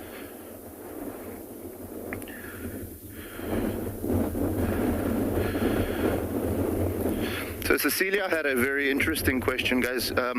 She asked, does this biodiversity change between wet and dry season? And to a certain extent, yes, Cecilia. The animals don't really change. There's no change in species that comes in and out apart from the birds, I suppose, the migrants and so on, and then also the insects. So to answer your question, for summertime, the rainy period and so on, we definitely have a higher biodiversity here at Tswalu than during winter time, when it's dry and when most of the migrants move away, and also when it's cold. It's not necessarily a matter of water, but also temperature that drives some of the species to migrate to climates.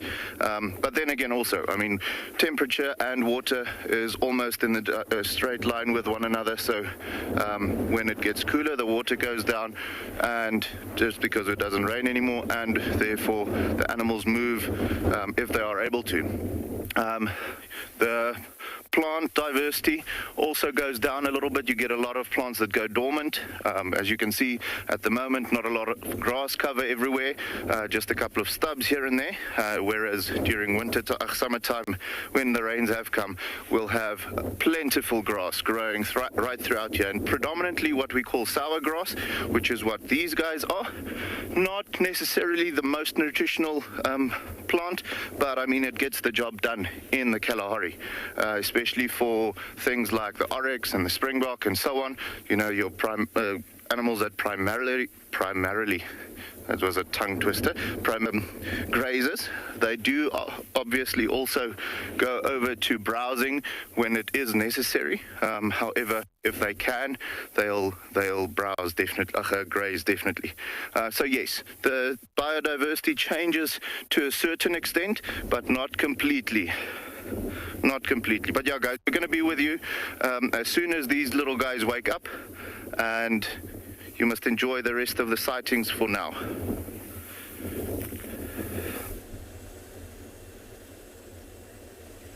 Good luck. Hopefully the meerkats will come out. And seasons always make a big difference on what we see out here while on safari. Now, I got a huge raptor out here, and I want to ask you a question. I would like you to tell me, which raptor do you think this is? It's a bird of prey. And just look at her carefully and tell me, who do you think this is?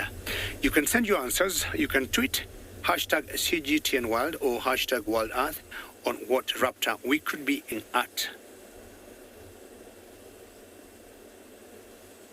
It could be a bit of a challenge because I think it's a juvenile one, and if I'm not wrong, I think it's a young one and maybe doesn't have all the colors you'd expect to see on her.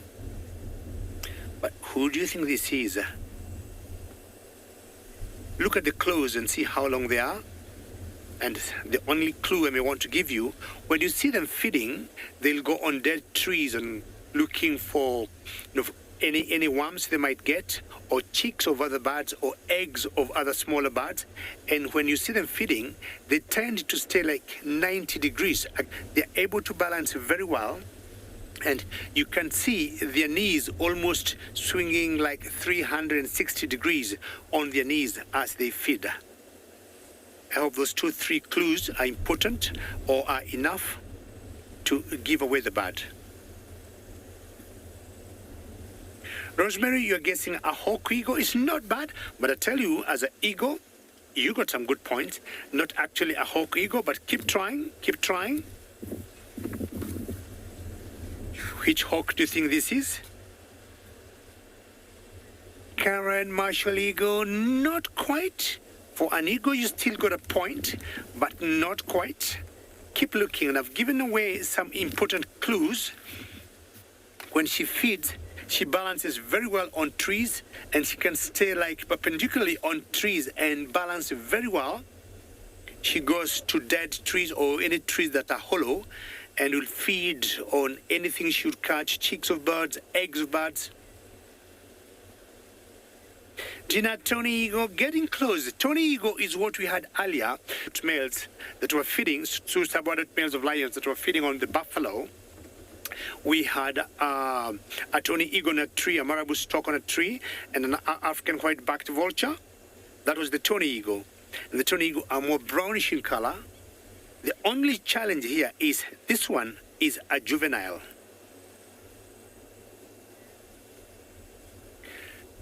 Jane Snake Eagle getting very, very close.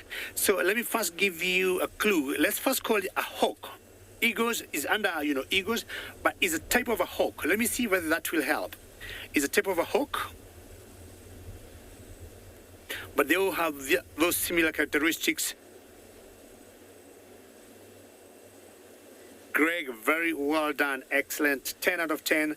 African Harrier Hawk. Excellent. African Harrier Hawk is the correct answer, and it's a juvenile, and sometimes we also call her the gymnogene.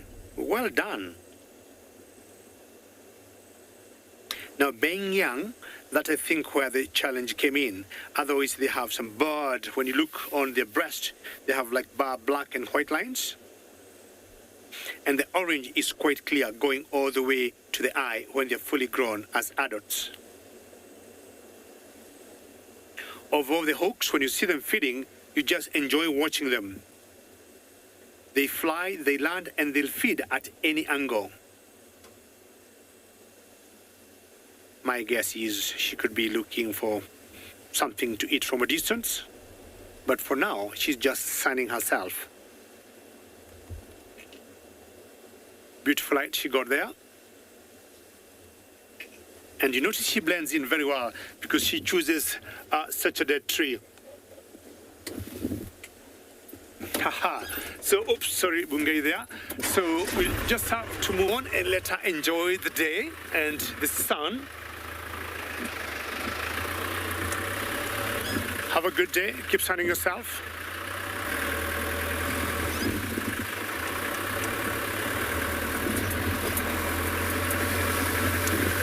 All right, moving on. Other good stuff ahead.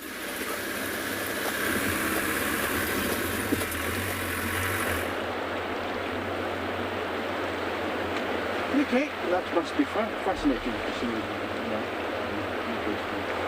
Okay. Well, back at the river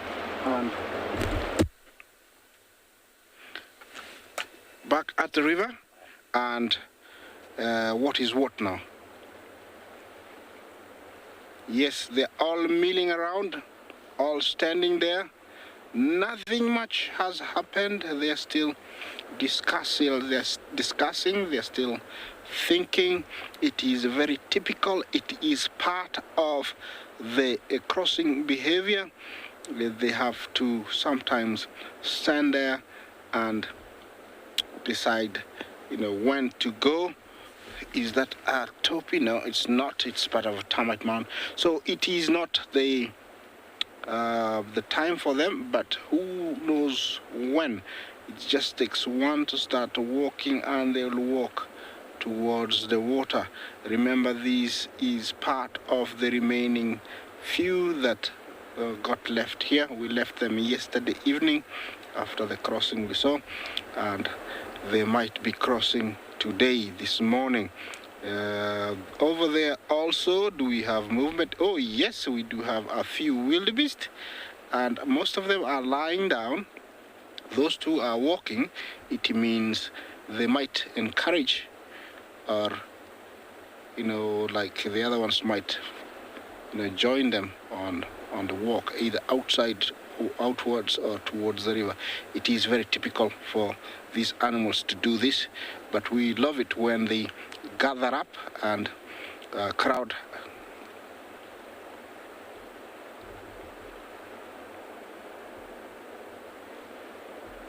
Ken, am I able to cross the Mara River with my vehicle?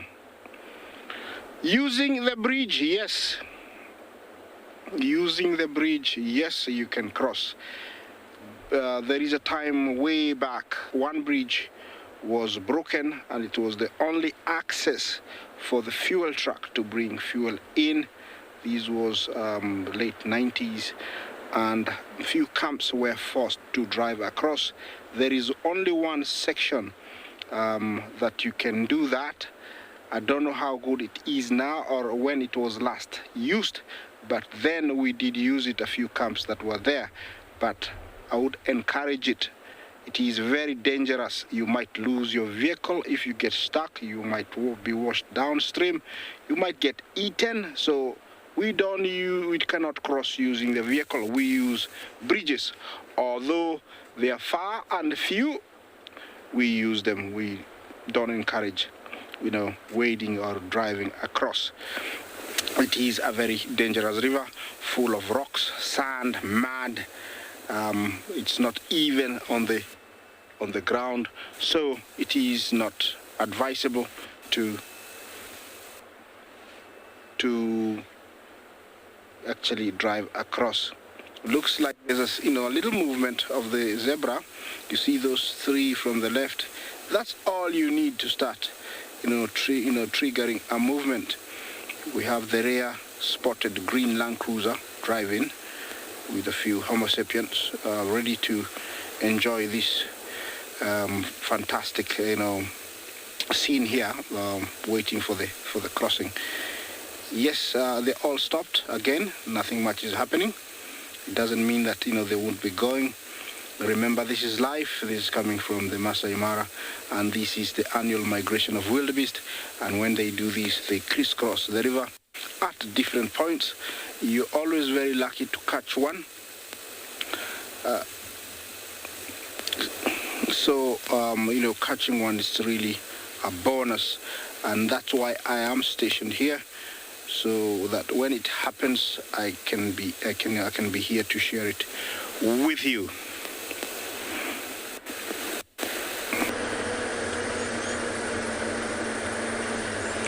I really hope that we get that.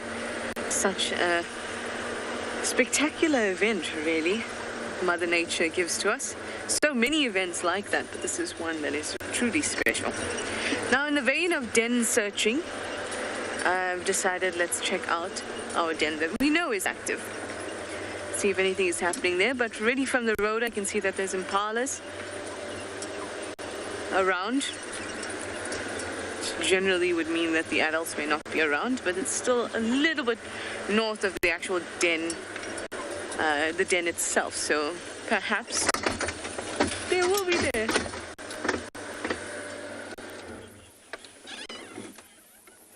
Colafelo, you'd like to know how many antelope species we have in South Africa. I'm sorry guys, my rain roof's just come loose, so we're just gonna have to stay still for a moment. Multiple. In Africa, that is quite a question. So, let's start with the ones we have here. Steenbok, duiker, impala, waterbuck, kudu, nyala, bushbuck. Did I cover all that's here? Missing anything? Okay, let's move on. Eland, Oribi, Sunni, Sabi, red hartebeest,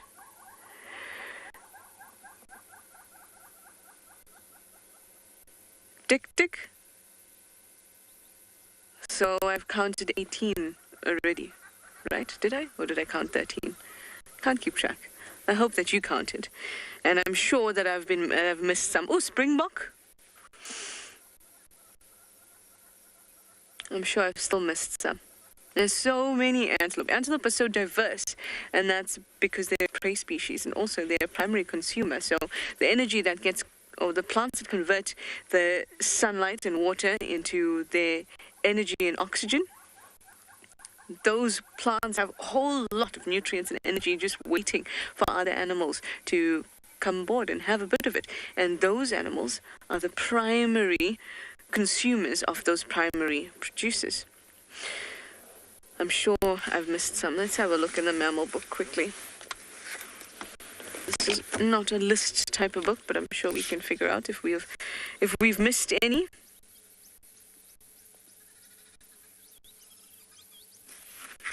Let's see. Buffalo are also antelopes, by the way. Ungulates. No, technically antelope. Oh, wildebeest. How could I forget a wildebeest? Black and blue, for that matter. And how did I forget? Oh, blesbok. Oh, gemsbok. Oh, reedbuck as well, and yes, reedbuck, red duiker as well, not just a grey duiker or the common duiker. Liechtenstein's hartebeest as well. Klipspringer. How could I forget a klipspringer? Okay, steenbok. We did steenbok. Sunni. We missed the Sunni. How did I miss a sable? Sable as well. We did bushbuck. We did eland, Nyala. Sitatunga. The Sitatunga. Love that name. And we definitely don't get those here. Sable, rowan.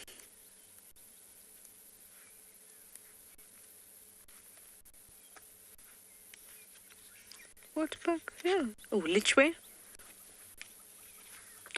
The last one I have here is the puku. I think that's about it, guys. I may have missed out some subspecies in between, but that's a lot of antelope. And like I said, they're so diverse because they're the primary consumers of these primary producers, these amazing plants. Anyway, let me fix my rain roof.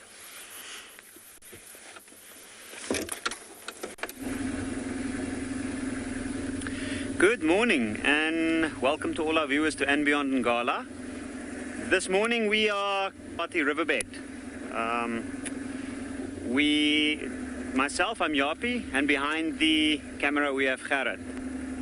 Now, we are currently busy looking for any sign of anything. We had lion tracks early morning, and the lions crossed out at the moment, but we're not sure. There might be signs of them if they took a huge loop, and they might have come back close towards our eastern side of the reserve. So, as things stand, the rain gives a little bit of a tricky situation in terms of finding animals. It will be trickier to see tracks in the sand, and if the tracks were from last night, then it would probably be completely obliterated by the rain. So we were hoping. I am very happy to be out and about. It is always nice, even though it's raining. It creates a completely different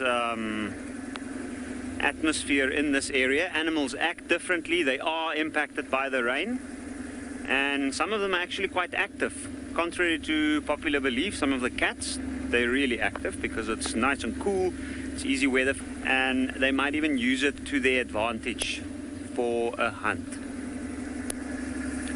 So at this moment we're taking a slow drive. We're checking all the big trees in the area, and we're trying to see if there might be any tracks that's crossed over the sand. If it is fresh tracks, it means the top layer of the sand that's wet will be broken, and then we'll be able to see something moved here just now.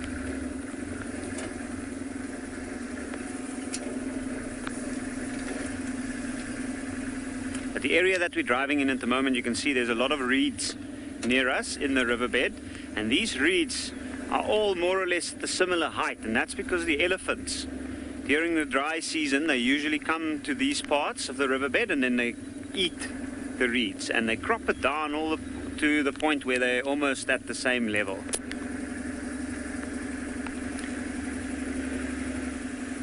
Now it's just started raining again a little bit. I can see lots of signs of elephants that's crossed about.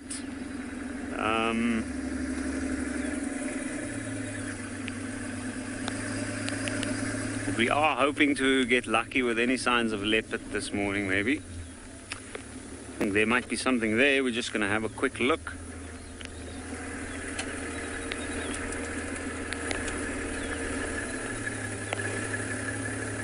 Aha.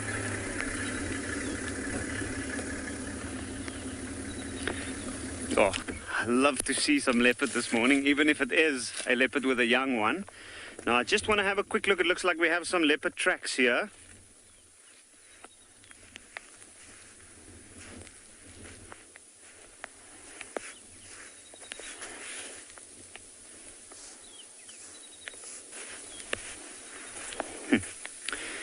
We do have some leopard tracks. It looks like it might be a female leopard.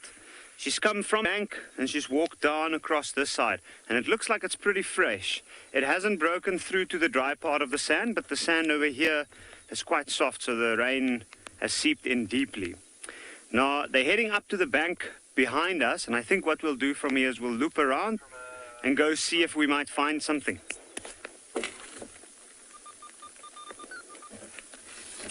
All right, that will be good stuff. So let's see, maybe this rain is a bit of a blessing this morning after all.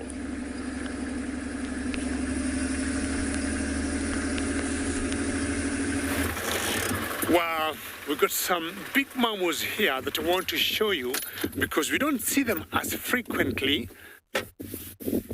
And the mammals you're seeing here are some huge antelopes. In the Mara, they are very common, certain areas not. And these are the Elans. And apparently I've been looking at the hawk that we just saw earlier, and I might maybe change my mind and apologize. And I think we have one of the viewers that said that could not be in the gymnogene that I thought it was, but the western banded snake eagle. You remember I was saying when these birds are juveniles or when they're young, sometimes they always also mix us a bit. I think one of the viewers said it was the western banded snake eagle, which I think that should have been the correct answer. I apologize for that, and not the gymnogene or the African hairy hawk. Now, look carefully there. There's one that is seated down there. And that's an eland. And if you look carefully, he is grayish, and normally the males, as they get older, they get dark and a bit grayish. And being ruminant, you can tell, he is just chewing cud in those thickets of the orange rift crotons. And also trying to hide, I would say, predators, because if you look at that break of himself and the bushes there, it gives a clear break from being spotted by the would-be predators. The one on the right, my guess, is a female, a little brownish in color. And apparently they're both brown, so they'll eat moderate twigs and leaves. It's always exciting to see some different.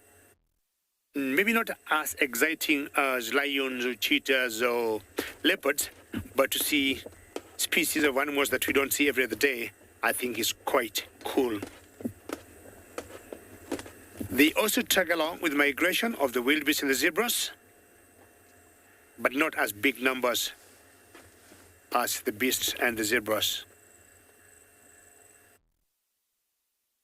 If scared, these are the antelopes I know that jump highest.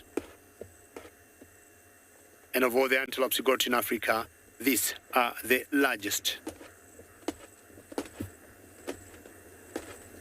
When all the wildebeest and the zebras will be gone after the migration is over in this area, the predators will be left now bringing down the buffalo, like what we saw earlier, hippos or elans.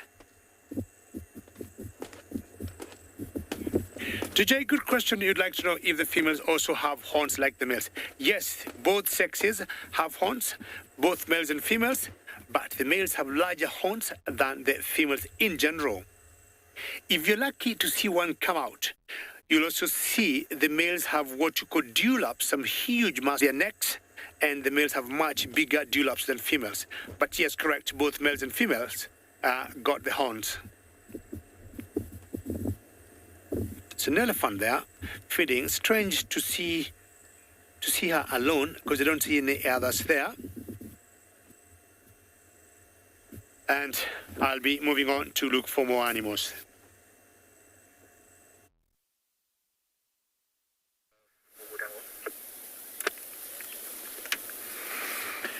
Welcome back to andBeyond Phinda. Myself and Craig have headed back out after we got chased back to cover by the rain. It seems to have cleared up a little bit, and luckily those other vehicles stuck with the two male cheetah, and so we've now, well, at long last they've actually stopped. They've been walking very far, very quickly, like we saw earlier, patrolling their territory, scent marking as they went, and they've lain down now in this burnt patch. Look at how much they stand out in this kind of sea of burnt grass. Oh, there's a bird of prey that's just landed in a tree in front of me. I just want us to have a quick look at it, and then we can come back to the cheetah. It's a long-crested eagle, everybody, just over the front of the vehicle. See the zebra there on the right, busy staring? And there's the eagle, the long-crested eagle, perched on that little dead branch.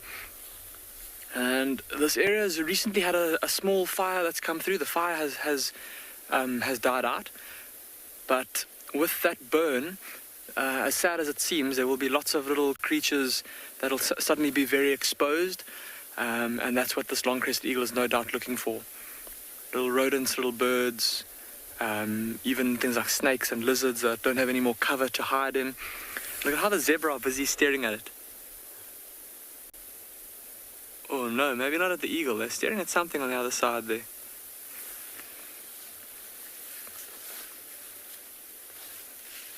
Again, quite a harsh landscape, but interesting to see the zebra and the cheetah in that landscape. We'll come back across to the cheetah now, still lying down there. Wow, look at how easy it is to spot them from a distance. That very pale color against the very dark background. Apparently, lots of you commenting on how light the cheetah look in color. I think it's, like we're saying, just the contrast of their lighter bodies against the dark burnt ground, but certainly the further cheetah away. You may remember from two evenings ago, we spent the evening with the two male cheetah known as the south males. These are those same cheetah. They're quite a distance away from where we saw them last time, but we spoke last time about how pale that one male looks, the one that's further away from us, the one that has the chewed up ear. He's very light in color, just a genetic, just his genetics, just the way he is, like we spoke about this morning with Giraffe, and how genetics will affect how dark the coat of a giraffe is. It's the same with these cheetah. And look at that one male on the front there, how alert he is. He's busy looking at something. I wonder what he's seen. He's looking down into... There's a little bit of a dip there. And looking at their bellies as they walked around, they didn't look like they were terribly hungry. They apparently, while we were sheltering from the rain, they apparently caused a mass stampede of zebras and wildebeest across our airstrip. But yeah, they weren't actually hunting them. I think it was just the fact that the zebra and the wildebeest were surprised by them, and they didn't want to stick around to find out if the cheetah were intent on hunting, and so they ran away very quickly. But the fact that apparently there was a small zebra foal in the herd too, an animal that these male cheetah are definitely big enough and strong enough to try and hunt. So it doesn't seem like food is what is on their mind. I think, like we said earlier, we saw how they were walking quickly and scent marking. That seems to be what they do this morning. They've got quite a big territory, and having such a big territory means that you've got to keep it well scent marked. There's a couple of questions about the burning of the grass and asking if it's good for animals. Ultimately, yes, it is. Although it does look very destructive and the ground does look very barren, and obviously fire is something that's very dangerous to animals. And yes, if there's a fire, there are many animals that might not be able to escape. Normally smaller things like mice, sometimes tortoises, snakes. Obviously many invertebrates are unable to get away. And yes, so lots of lives of smaller animals will be lost. But in the greater scheme of things, most of the grasses in the savanna biome, they need fire to stimulate new growth and to maintain the landscape at its optimum kind of carrying capacity and its optimum health, if you will, in terms of the vegetation. And so even though for now it doesn't look so great, in a couple of weeks' time, after we get a bit more rain like we've had this morning, there's going to be new lush grass that's going to start growing through, that's going to be super nutritious for all different kinds of grazing animals, everything from little invertebrates up to elephants and white rhinos and buffalo and everything in between. And that will then, of course, obviously provides lots of food for herbivores, and that will then in turn feed the carnivores too. So although for now it doesn't look so great, it is ultimately very important for the savanna ecosystem that there is fire that does kind of burn off all the old, dead, the technical term is moribund grass, and then allow for new grass to grow through. It also can make spotting predators like cheetah from a distance a bit easier. Scott, you're asking if that one male cheetah has a collar? Yes, he does, Scott. So I mentioned the other day that these are two new males that have been brought in from another reserve not far from here. And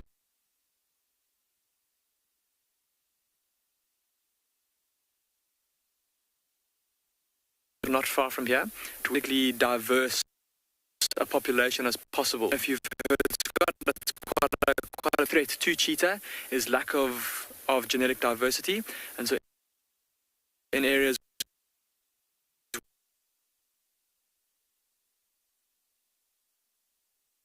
of genetic diversity, the one.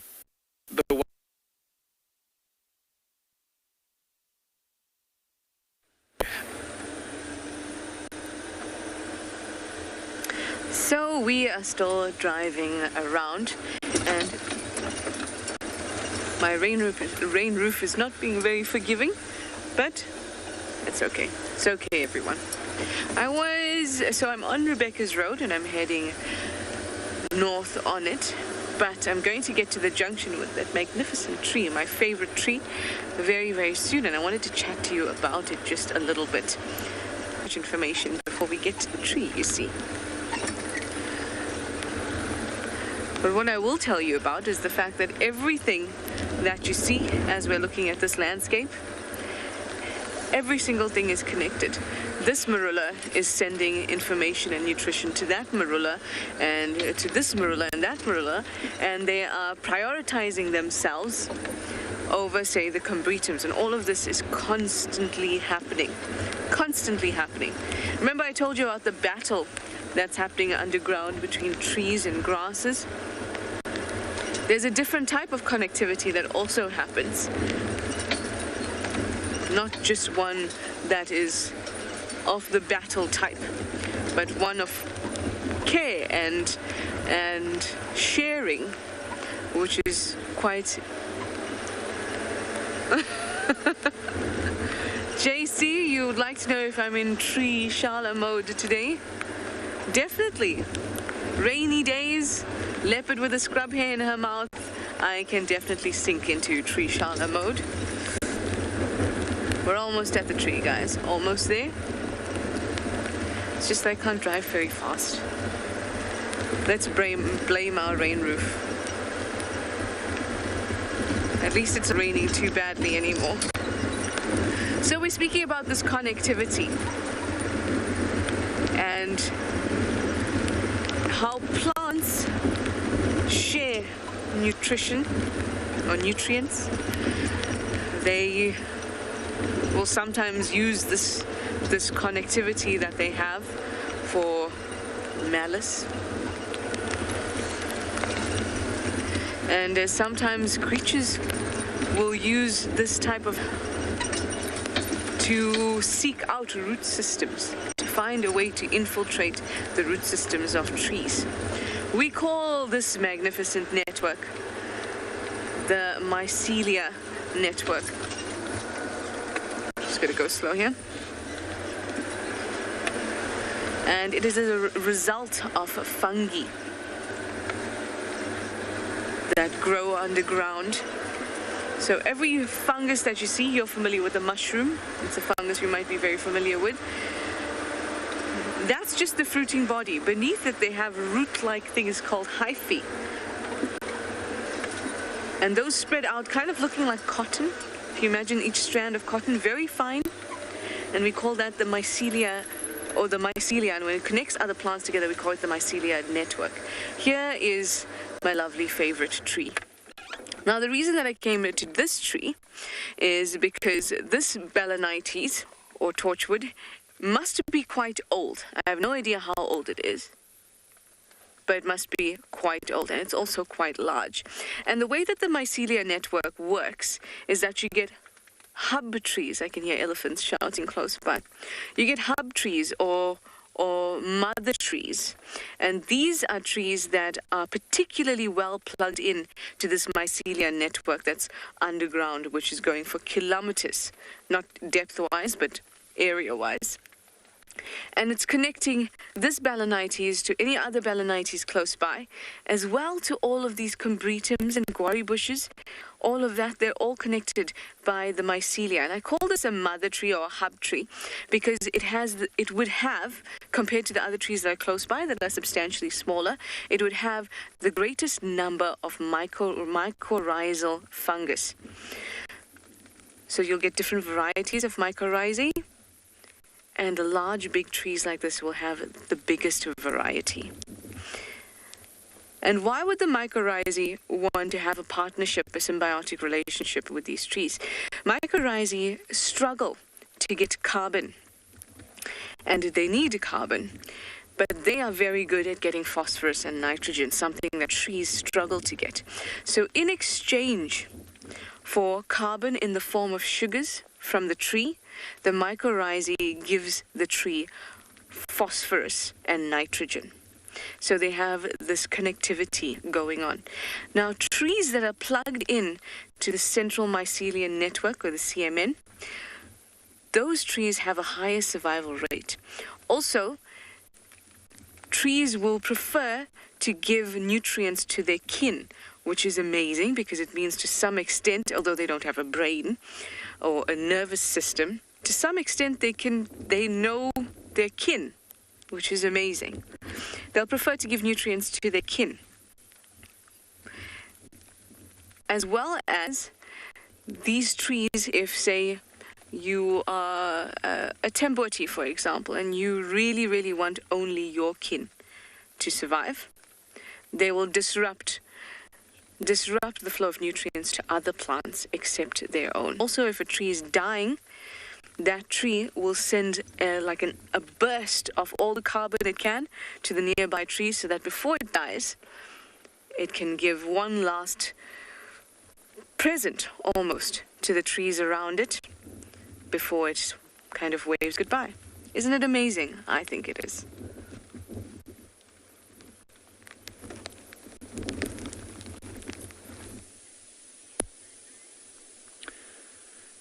And we're still looking for that leopard, but our search has now taken us back to the other bank, the southern bank of the Timavati. And along the way, we didn't quite find a leopard, but we found this leopard tortoise. You can see it's very, very carefully moving into thick grass. It's quite a small one. very, very young one. And it's blending in perfectly. It was an amazing spot from Gerard. And the other thing, this is also a creature that this time of the year we don't see that often. So seeing this one walking around at the moment means that the soil is quite wet. There's at least a puddle here or there from the rain. And we usually see them emerge after rains. Oh, it looks like he might be moving, or him or her. I'm not sure about the sex. It does have amazingly beautiful colors. It's blended in perfectly. You can see it. The larger this tortoise will get, the lighter it will get. It's very dark still in between the blocks on its shell, and it's probably gonna get lighter as it grows and the shell expands. But it's amazing how well these little guys can hide. You can see it's slowly moving. It is also a bit obstructed by the tall grasses in that area. And you wonder where these tortoises hide when it's very, very dry.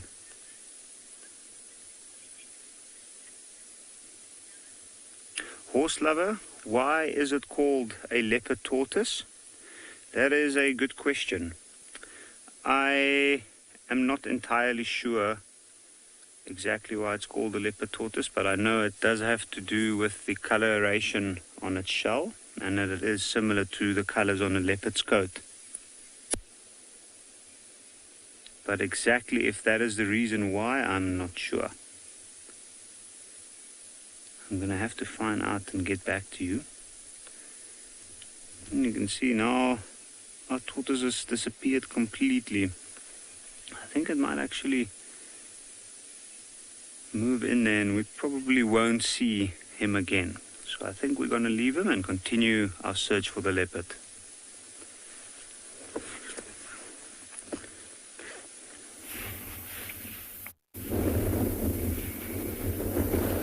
So guys, still action around the burrow. The wind is picking up, it is staying cold, so we've actually thought of starting to dig in that, not really warming up yet. However, we did hear from one of the other oaks that our Makala group of meerkats has woken up. Warren, that is a very good question. Well, too hot and too cold. The question was, how hot and or cold can the Kalahari get?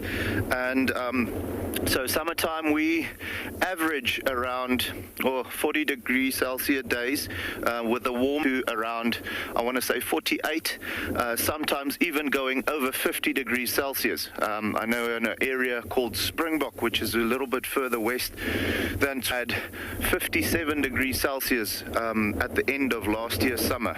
So boiling hot during summertime, which, as you can imagine, this starts cooking. Nothing wants to stand on it. That's when you find everything hiding in the shade or in burrows for that matter. And then during winter time, the coldest temperatures that we had this year was -8 degrees Celsius. So then you get dams freezing over and all of that. So very, very cold. And because of that, the organisms that in this particular environment has to be very well adapted to, those different temperature fluctuations. So getting a thick coat of hair during winter time and then shaking that off, having a shorter coat during summer. But then also, like with your Gemsbok or oryx, they have that carotid reed system in their nose, which they use to regulate their brain's temperature, allowing their body to go sky high, as far as temperatures is concerned, going over 40 degrees Celsius, which under normal circumstances would just crash every organ inside, especially the brain. However, having that carotid reeds like a spider web of veins in the nose, with him breathing in and out, that airflow through the nostrils cools down the blood just sufficiently so that it can get pumped into the brain and the Springbok can continue operating as if normal. Also, they adapt their habits between summer and winter.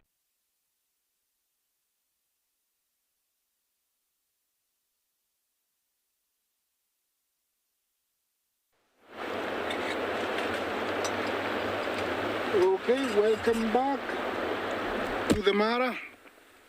And looks like our to cross zebras are still thinking.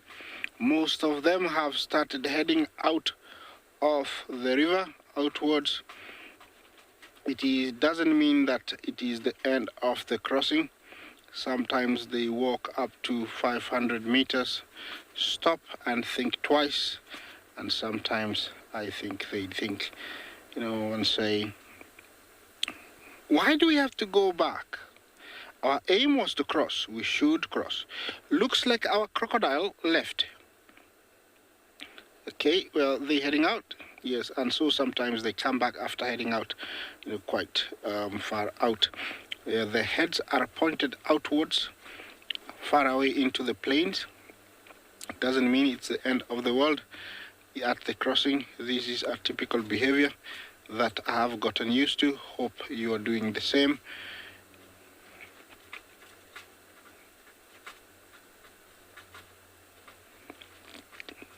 Is it Kef night? Do they crossed? No, but I didn't get your name, but they don't cross at night. That is the predator of these waters. Yeah, the Nile crocodile, and this is one huge one. Look at.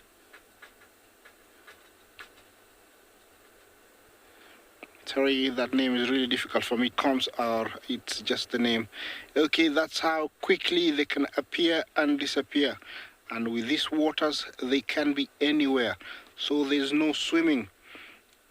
Yeah, the wildebeest and zebra risk a lot when they jump into this water. I must consider them very, very brave, because nobody in his clean mind would come and jump in these waters.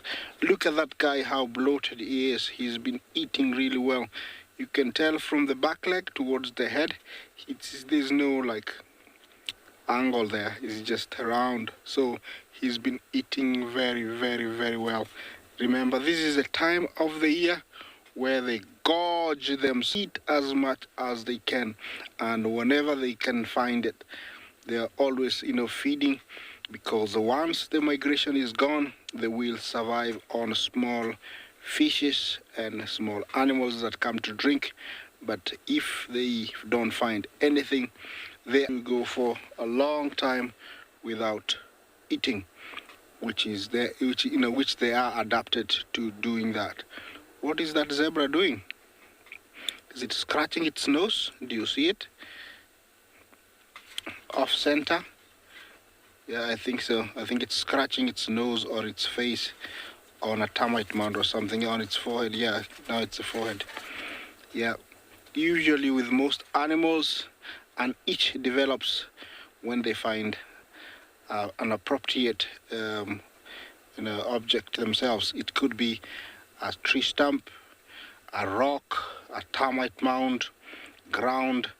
Yeah, it could be anything. I have seen trees and rocks that over the years, because of the animals scratching on them, they have become very smooth, and you still find the animals trying to scratch there, and every time they realize it's very smooth, they move on. And some animals know actually, some of their designated scratching points within their area, especially like elephants, rhino, buffalo, those, non-migratory animals that stick to certain areas know, and you will find them heading somewhere and just wallowing. And then after that, they go and scratch themselves on these scratching, objects. This is the Bachel's zebra we are looking at, one of the plain grazers of the East African plains. It's a migrant. It migrates from, the Serengeti to here. We do have locals, At the moment, it looks like they're leaving the river, but I am here, I am waiting, and I'm hoping, to either share a crossing or an experience at the river.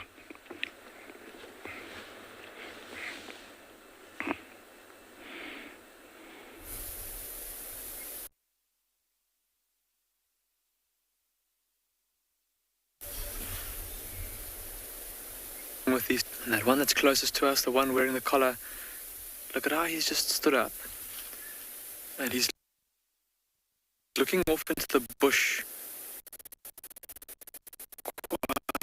quite attentively. Look at how his ears are pricked forward, and even his brother, who's head quite quickly as well.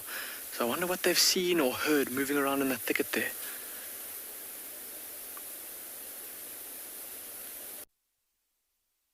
There was also a little gust of wind that blew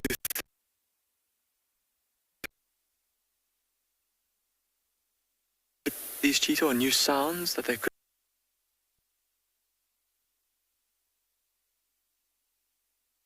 earlier. And it's a common topic of conversation is how these cheetah have to be.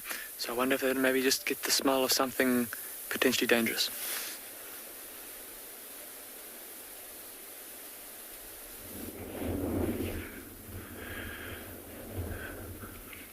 All right, guys, so sorry for just jumping away. We had a little bit of technical issues. However, we were talking about the different temperature flux, summer and winter, and how animals adapt to those different, temperatures. And we were talking about the oryx having that carotid reed system, or rita mirabilis, where they have that spider web inside their nostrils, so spider web of veins inside their nostrils, so that when they breathe, the blood cools down and it gets pumped back into the brain. And so, sorry if you have heard this, I'm just repeating. We don't know when we were cut off.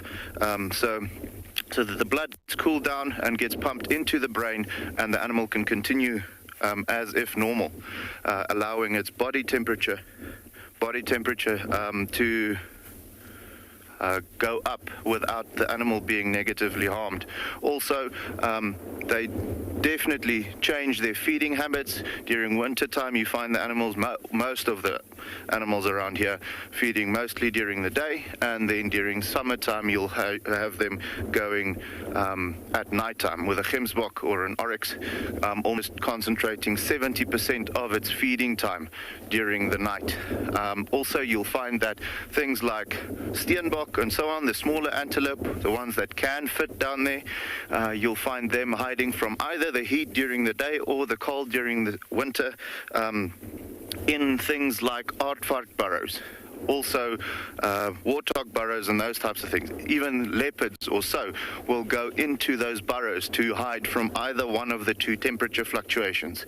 So, yeah, to come back to the hot during summer and very cold during winter, which is why the Kalahari is so special, because you have all of these adaptations for both plants and animals to be. So, pretty cool.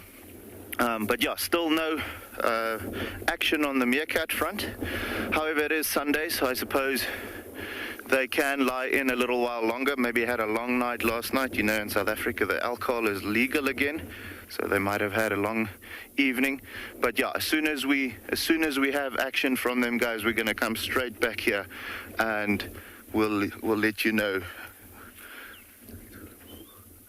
So yeah, as soon as they wake up, we'll let you know, and then we'll get them on screen. Chicks here, if you look carefully, which seems to be very busy feeding, and these chicks belong to a particular bird that's called a lapwing, and this is the spur-winged lapwing, and she got two chicks. There's that one there, and we are trying to locate the other one. And what I'm thinking, the water could be pushing some small organisms outside, and that's what they're catching and feeding on. That's how far the water goes. That's the other chick there. And if we show you the mother, she is very different from them. This reminds me of the western banded snake eagle that we had seen. that I had mixed for the gymnogen. See how they run very quickly, and any insect they would see there feed on. But when they're very young, they would be feeding on small plants, planktons that would be floating on the surface of the water. And shortly you'll be seeing the mother. See where she is, perched up, little mound. And correct, it's very cute to see these chickies here. And what she's doing, she's facing the other way, ideally looking for would-be enemies. Big birds, raptors, you know, that would come and catch any of these chicks here, or even herself. That's exactly what she's doing. She just flew to the other side, maybe getting closer to one of the chicks. She has to keep an eye on them, on how they feed, and maybe control them on the limits. They can go away from the water, but being water birds, they'll always remain near water. Now, of all the many lapuya, these ones are very territorial, and they will always protect their ground and protect the chicks from. Well, enjoy your meal, chicks, and we'll maybe see you later.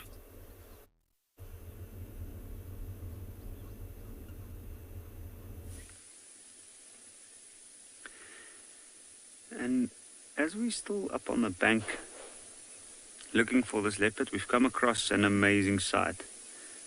This is a Wahlberg's eagle, and to my knowledge it's the first one we've seen of the season on Ngala. Both myself and one of the other vehicles have seen it this morning, and it's been sitting perched up high on that dead tree, busy calling. Now, these birds are extremely territorial, and it might be that he is calling to his mate. And it's interesting to see it come back right to this part of the riverbed. Lots of tall dead trees here. I know there used to be nests here some Wahlberg's eagles were nesting in. And I wonder if it is one that's nested in this area previously and just returned to the same area.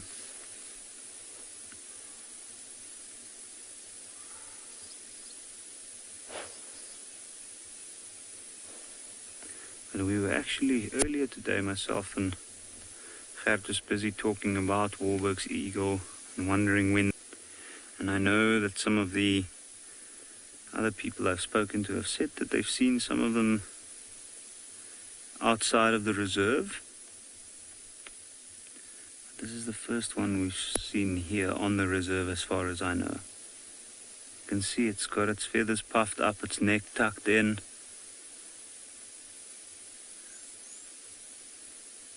I think it's trying to insulate itself because of the cooler morning. And it almost looks like the wind's giving him a bit of trouble up there with his perch.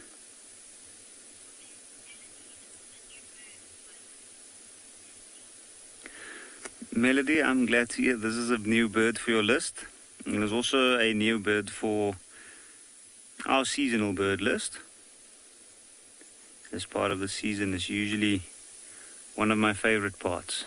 When you carefully start to notice when the birds return from wherever they come from, whether they come from further up in Africa or whether they come from Europe or other countries. And it's just an interesting thing to do, is to note them down in the dates that they return.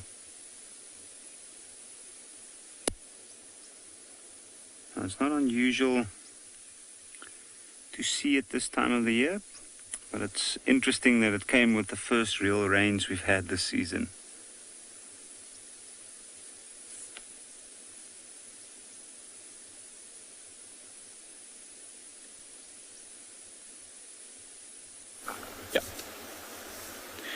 So a bird that probably most of you have on your list are Egyptian geese, of which we have 2 sitting here at Ndlovu Dam, trying to stay out of the most of the wind. It's very cold and blustery and even a little bit drizzly this morning, which is nice for the environment, but not so nice for the animals. I think are getting very cold. Hi, I'm Mike. Behind the camera is Seb, and you've joined us here at Ecotraining's Pridelands Conservancy. We're out a bit later this morning because it was drizzling earlier.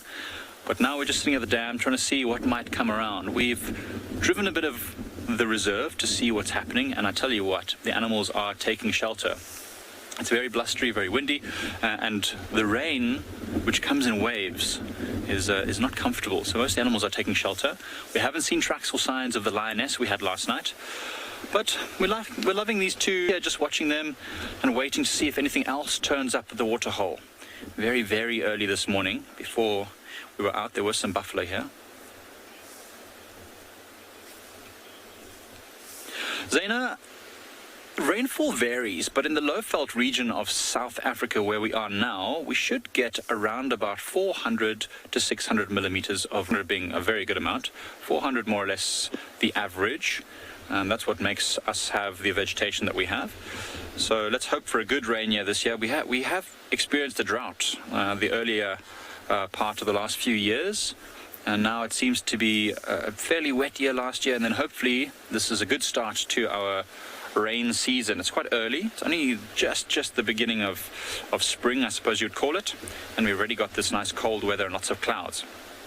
So hopefully this is Seb's showing you this dramatic, windy, dark, cloudy sky, as you can see. So hopefully that's going to bring us the beginnings of that 450 millimeters of rain that we need. So the waterhole is very low, and hopefully it's going to hold off just long enough to survive until the next rains.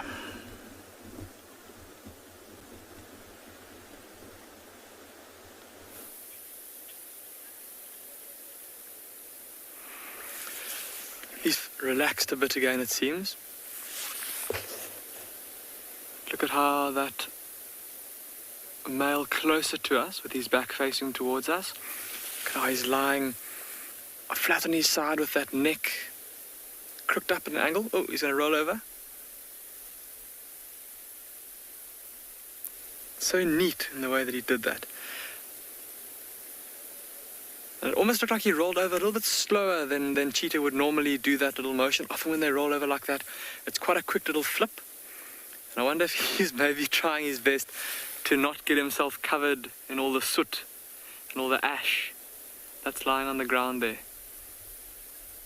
It's going to be interesting to see when they stand up and start to move again a little bit later today, if their coats are any darker, or how much ash they've got, how much charcoal they've got in their in their coats from lying in this burnt patch. And look at how they're lying both facing in the same direction.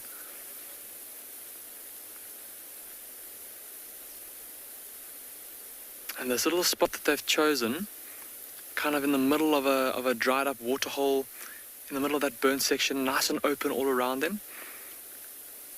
A perfect spot for them to rest in the sense that all about themselves. We mentioned earlier they'll be wanting to make sure that they can spot any larger predators approaching them. But also we said that it's been at least 2 days since they ate last, and although they weren't that keen on hunting a little bit earlier, we said that they passed up the opportunity to hunt some zebra, or a zebra foal, and some wildebeest. It's possible that a little bit later today they might start to hunt again as their bodies digest the meat that still remains in their bellies. And they've walked a long way, at least from the last place that we last saw them. So they might be slowly working up an appetite. It's incredible. We often talk about how far these male cheetah will walk, and especially these two, because of the size of the area that they now kind of traverse over, they have to move massive distances to keep their territory scent marked. And the other day we actually measured on Google Maps the distance that they'd covered in a little over kind of 36 hours, assuming that they walked in a straight line the whole way. They walked about 37 kilometers in 1.5 days. But of course, that's just in a straight line, and these cheetah, as we've discovered now this morning while following them, although they will have a point in mind where they're going to walk to, they very seldom walk in a perfectly straight line. They'll zigzag here, zigzag there. As they mark their territory, they'll be looking for prominent trees on which to go and urinate against, or big termite mounds to climb up on and then potentially defecate on as well as part of their scent marking. So at the bare minimum, 37 kilometers in just 1.5 days. It's really, really impressive.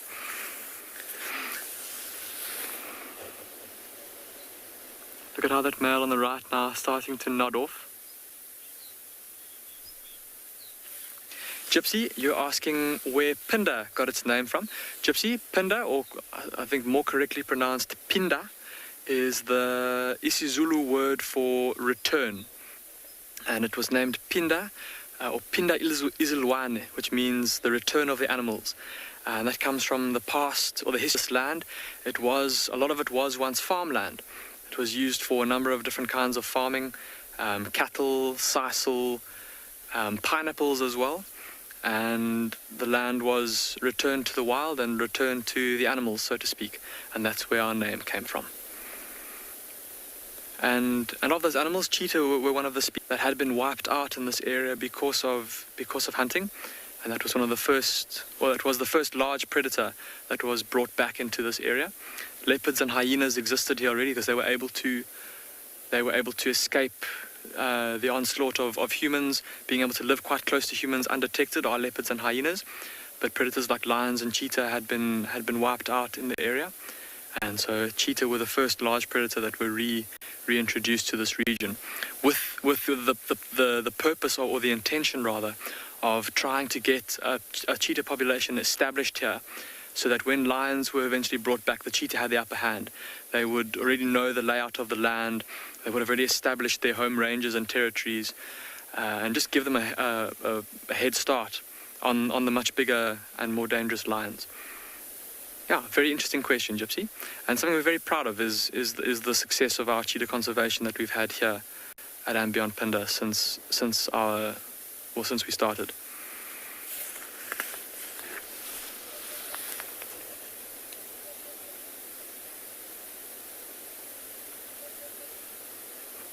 I'm just looking at that male at the back. Look at how his head is drooping. Myself and Craig are going to sit here for just a little bit longer. Just with this one male looking so alert, and with it being nice and cool, there's a chance that these cheetah might still continue with their territorial patrol. So we're going to give them a few more minutes in the hope that they do that.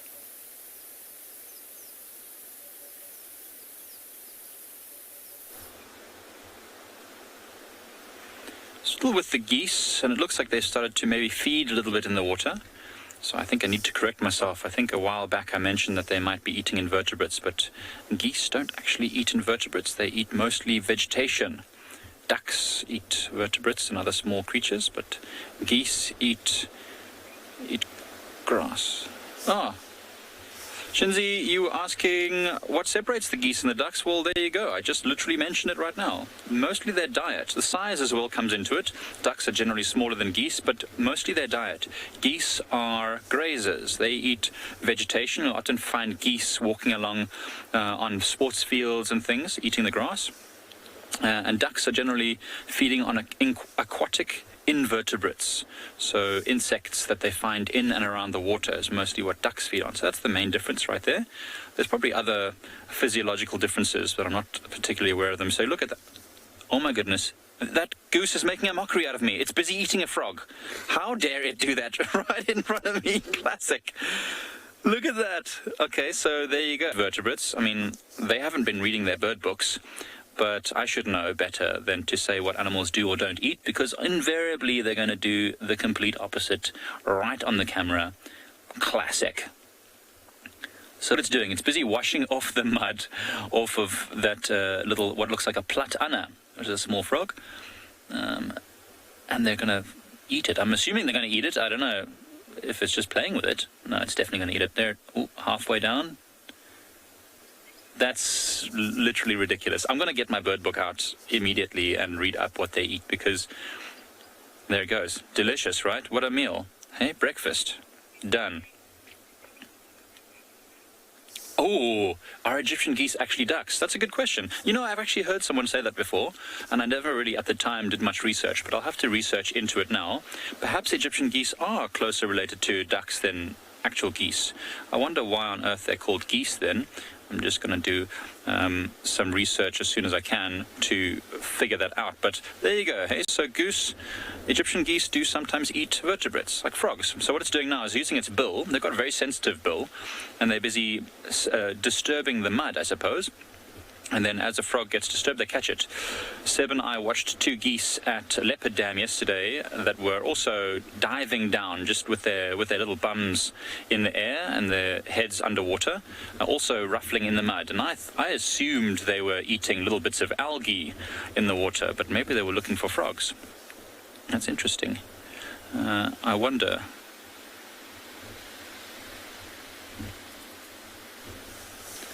Nicholas, I think it was Nicholas, I didn't hear quite clearly. We do have the big 5 at Pride Lands. We saw a lion yesterday and buffaloes. They were interacting together, which is always amazing. As you know, we have a lot of elephants. We see them at this particular dam all the time, most afternoons. We often have them mud bathing. And yeah, leopards all the time. And of course, we're open to the Greater Kruger National Park.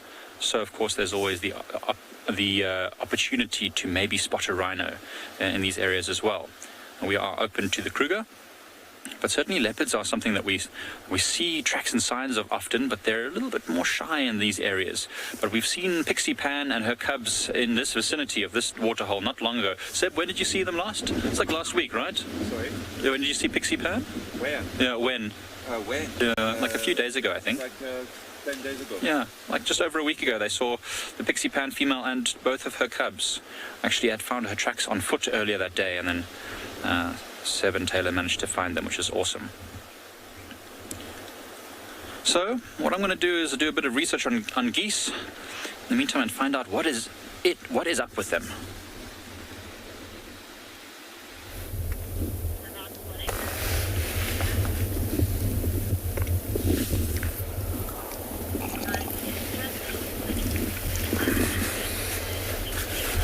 Thanks, Mike. Welcome back to June. They often find them on termite mounds like this, feeding on termites, or sitting where these little vents are, because where the vents are, there's often warm air coming out, especially in the early morning.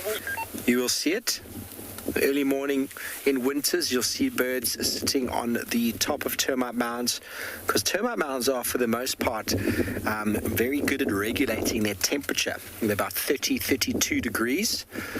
So when it's 5 to 10 degrees in the morning and there's a vent allowing heat out, you'll find birds enjoying it like a heater, like many of us in the winter months. But to this guy, it's possibly even broken open some of that new growth of the termite mound. You can see it's a little bit more crumbly. You see below at the bottom, it looks a little bit older. And at the top there, you can see that it's new growth. The sediment or the soil is a little bit darker in color. And that's where the termites are active. Everyone's saying how much you love termite. Hornbills, of course, they are such characteristic birds, aren't they? Lion King made Zazu the most famous bird ever.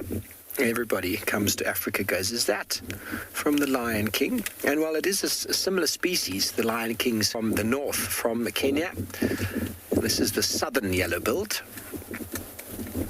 but very, very similar bird.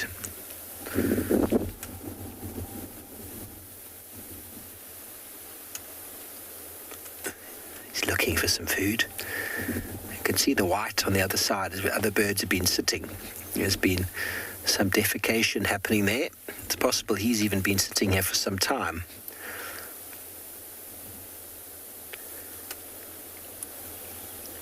Yummy. Now obviously they use their beak as we would fingers. So they can't just eat things, they have to flick them into their mouths. And you probably saw that before. It's like throwing a peanut in the air and catching it. They get very good at doing that. Beaks or bills, whatever you want to call them, are basically the fingers and hands that birds have. And the shape and design of those beaks or bills is designed to assist them in feeding. And they get very specialized behaviors, very specialized beaks. And the hornbill's beak enables it to do many, many different things. But one of the things it's very useful in is in its breeding. Sorry about the noise you might hear. There's just a bit of wind tapping one of our little flaps. We've got a rain roof on because of the rain. And they cement there for their girlfriend for the time being into a cavity in the tree and leaving a little gap in there that just the hornbill's bill can pass through. And she's locked inside while he brings her some food.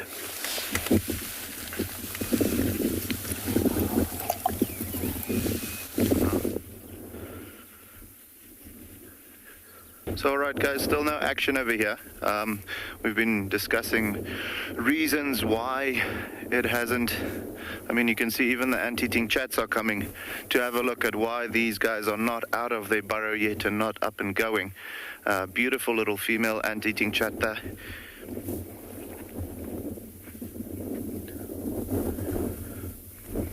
So Chris had a very interesting question, and he asked whether meerkats would stay in the whole day. Chris, not necessarily. We were actually talking about that just now. I asked Nikki, the meerkat habituator, what would be the reason for the oaks staying inside for so long. And you know, as we've seen with previous times that we had the Rockstar group, that beta female is getting really, really heavily pregnant. So it could be that it's something like that. Maybe she's given birth and they take a little while longer to just, you know, take care of the little ones and clean everything up and so on, and the others would help with that. So to answer your question, no, not necessarily. If it is like a stupidly cold day, snow and all of that, maybe yes.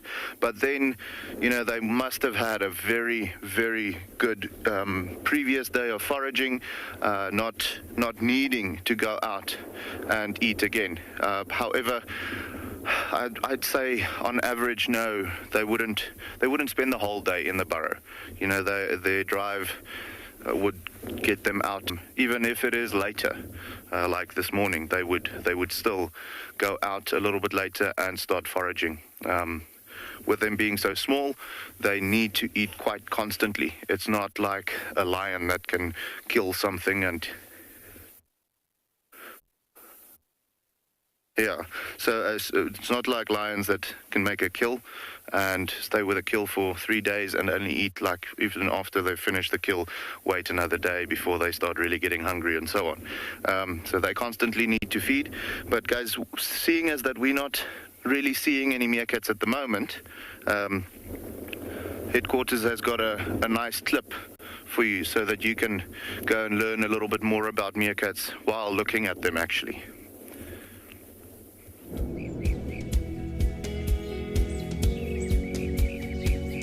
The rolling plains of the Kalahari are something to behold.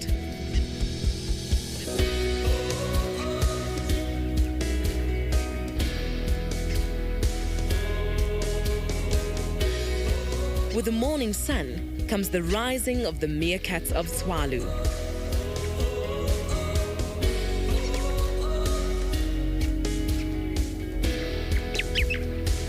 Ascending from their underground burrows, these critters cannot afford to be half asleep, with predatory threats present from both the ground and sky.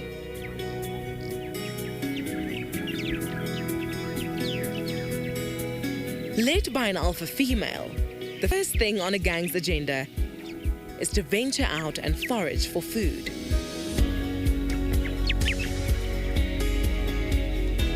The surrounding is a varietal buffet. However, some of the insects on offer are more heavily armed than others.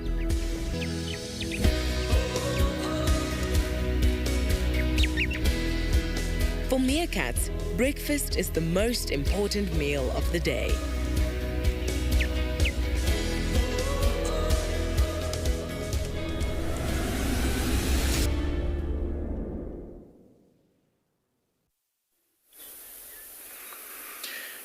Myself and Craig are still sitting with these two cheetah.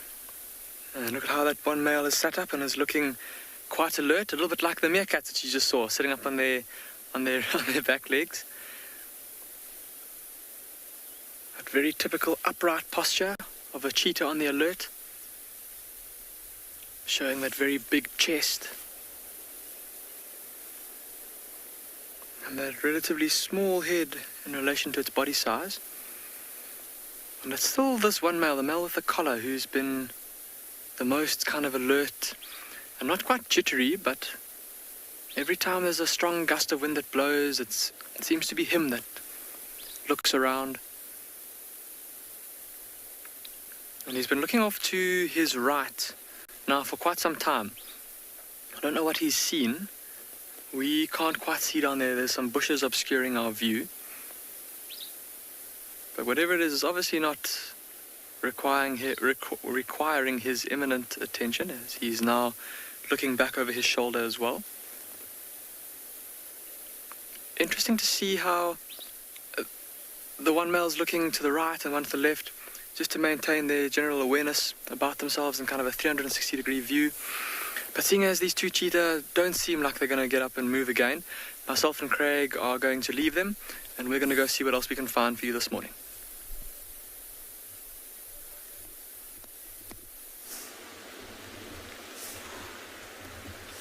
So there's another bird that's just coming towards the waterhole, although the wind is not so easy for this particular bird.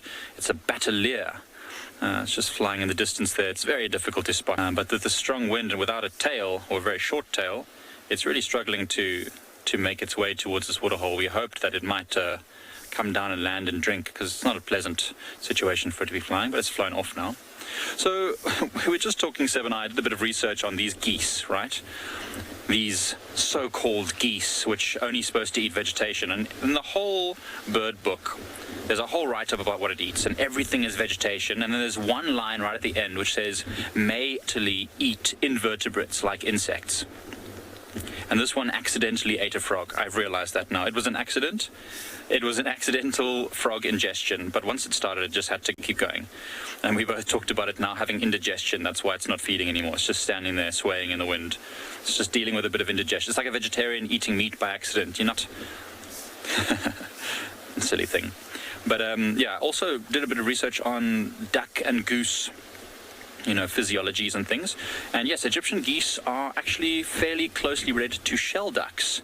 And so there's lots of records of them interbreeding with shell ducks and fulvous ducks and all sorts of other types of ducks. So they're definitely closer related to ducks than to geese. So thanks for everyone who pointed that out. It's confused. I mean, and then goose is a confused animal, but was once worshipped by the ancient Egyptians as a sacred, I don't know if, oh, look at that one. Maybe there's a nest there. I wonder.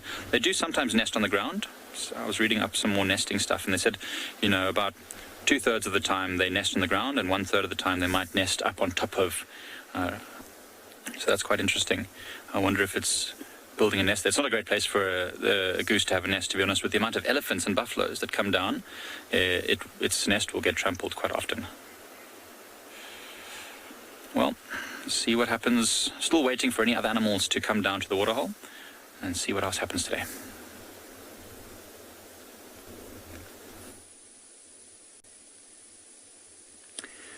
And while Mike's waiting for the other animals to come down to the watering hole, we are near somewhat of a small watering hole, and we've just come across these two young male giraffes.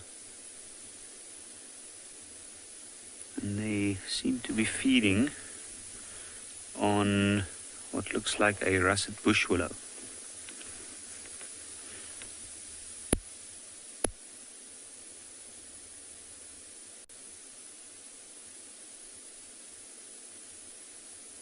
It's interesting, we haven't been seeing too many giraffes over the last few days before the rain came was very, very windy, and I think it might be because they were moving in areas around the riverbeds. And where we are near the Timbavati with a very, very dense, it's almost like this marsh-like section, this. Have a look at that giraffe's lips. Look how carefully he's stripping the leaves off.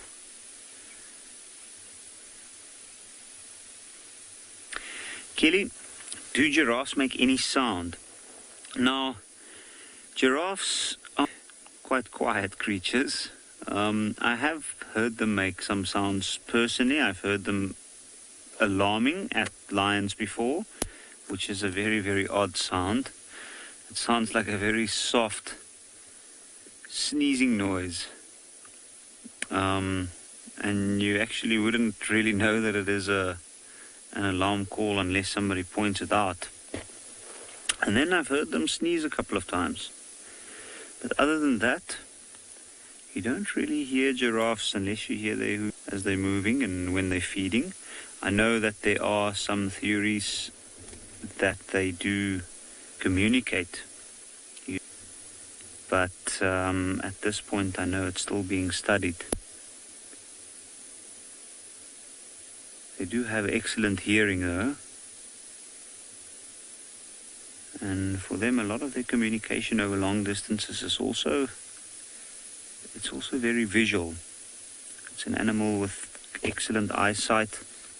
Because it is so tall, and those white markings behind the ears, will be able to spot other jay.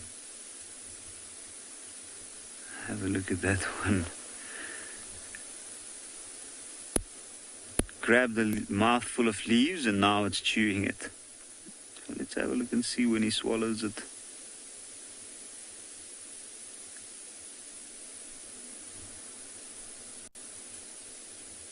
Cleaning his nostrils. Probably picked up some pollen or dust from the leaves in that tree. Look at him strip off just the tips of the branches.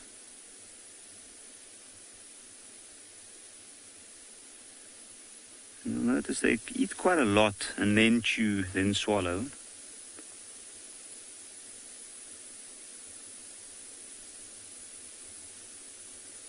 And carefully maneuvers its long tongue in between, trying to grab the parts that's harder to reach.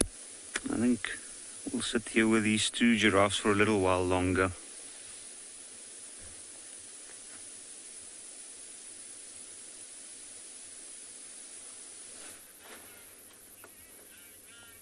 That was a really beautiful, quite massive group of birds of prey using a thermal.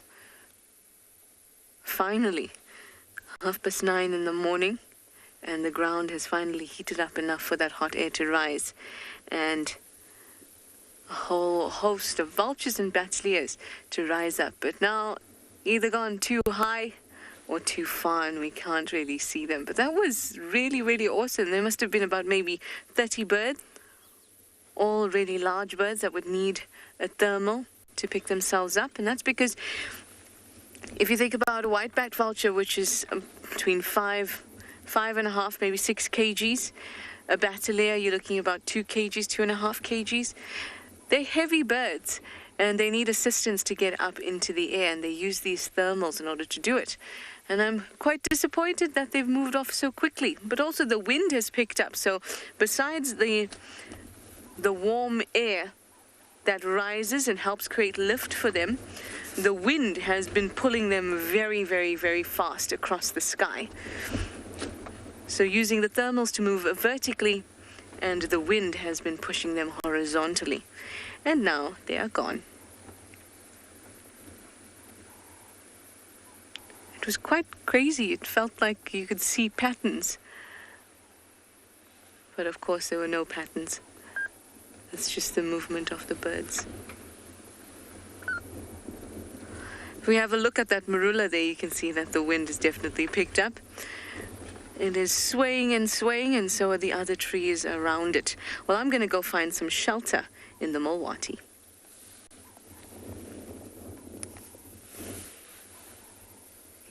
Service. Welcome back to andBeyond Phinda. We have left those two cheetah, and we are now I'm going to be going down. enjoying the company of a mother giraffe and her youngster. See that little one there in front of us? Look at those fluffy horns on top of its head. I'll be able to see that little fork-tailed drongo flying around in front of it. Oh, and some little oxpeckers sitting on the giraffe's neck as well. Look how curious it is though, staring at us. Like I was saying, its mother is not far away, just off to the left here. Busy browsing on some fresh shoots coming out of some buffalo thorns.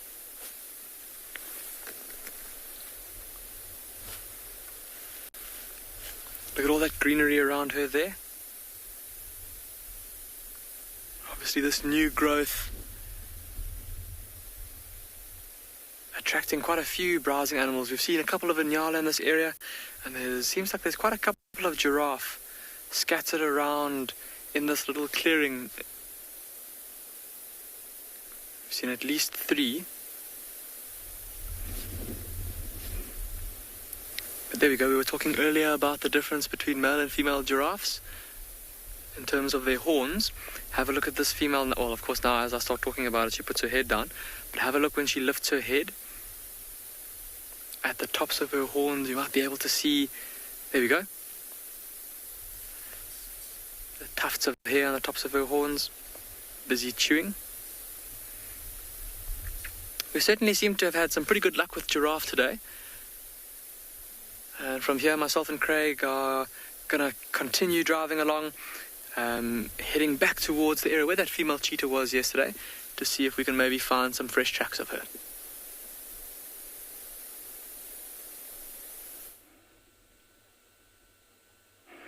Hello everyone and welcome back. I have left the river but not very far. Look what I found. One of my favorites. Hope the same for you. This is the African elephant. One of the animal in charge of making sure that we don't have overgrown or overgrowing trees and shrubs. What is happening here is they're eating a lot, young shrubs. As you can tell, they're not eating grass. They're going, slowly picking up small trees. They are actually very important, and they play a very big part in making sure that, young trees that are unwanted are kept in check. Look at that little guy. He's staying on the shady side of the mother because the sun is getting too hot. But mom is not too concerned. She is well experienced, and I'm sure she knows what she's doing. If it was too hot, she would take the little guy, to where the shade. Look at what the mom is doing with the leg. Look at that. Is he tired? Yes, they make sure that, there's some shrubs that can become a nuisance and can, overgrow all over the plains.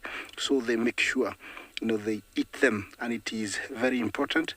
And the matriarch herself, she knows where to be at different times of the year because she was taught that by her previous mother. Elephants are led by a matriarch, the most experienced female, full of knowledge and wisdom, knows where to be at any particular time. Where that young one is, seems to be very, she seems to be very safe from any predator because there's a distance between.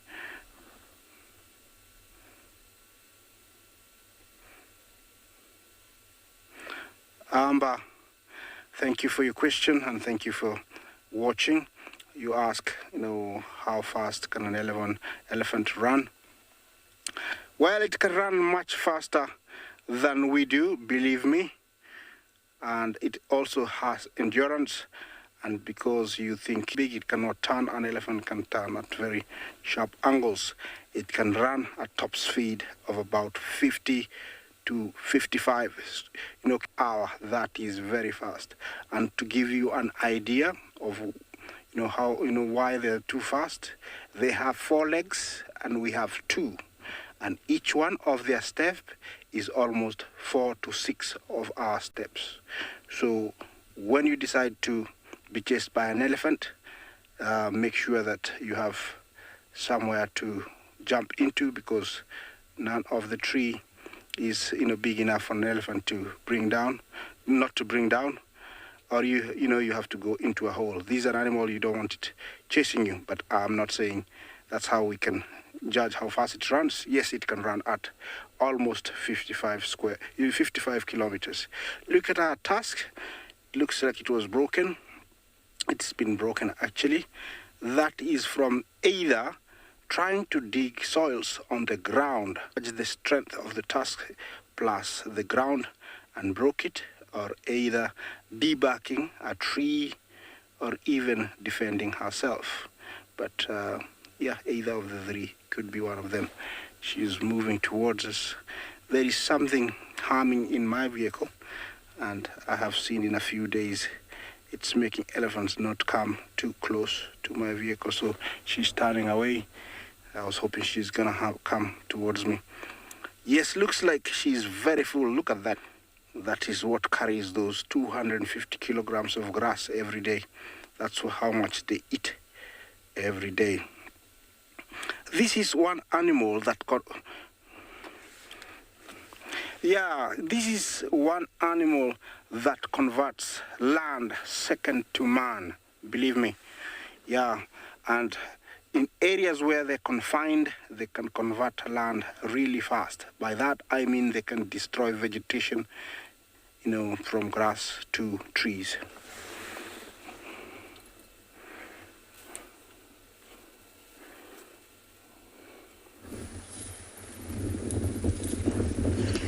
We've managed to find some elephants, and I'm so glad about that, because I feel like my day is not complete until I see some elephants, and they have the right idea. They're in it to protect themselves from the wind, just because the wind can be a little bit irritating.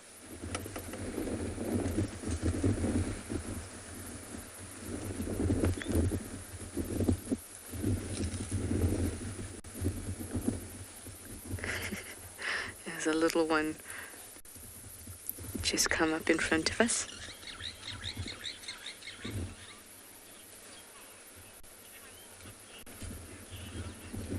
Hi, Gianna. How are you? You have a very important question. You'd like to know how long it takes an elephant to use its trunk properly. Obviously, it depends on that individual's development, but old, they are not too bad with it. And if you look at this individual is about 3 years old. And you can see it's very, very good with its trunk. But under a year old, they can still be quite funny with the use of their trunk. And by 2, they're very good. And by 3, they're just as good as the adult. Look at this one go. Look at that. Can swing its trunk around a piece of grass. Round, round, round. Select a bit and pull. And again. It's very good. Occasionally you'll see a little youngster who's maybe a year old, maybe even a little smaller, and they look like they've been cultured their whole lives and that they weren't just born 6 months ago, because they use their trunk so well. And then you might see others who are about 2 years old who are still trying to helicopter their trunk. That's when they swing it round and round and round.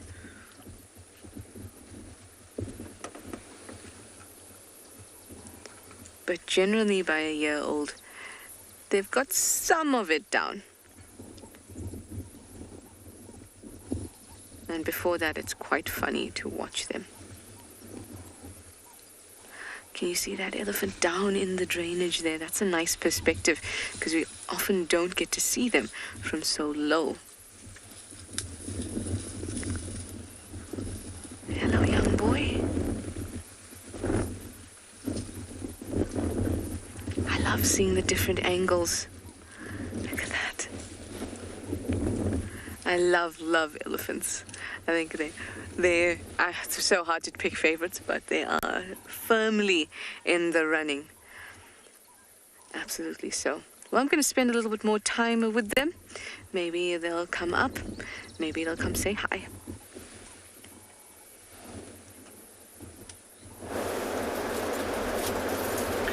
Elephants are my favorite animals.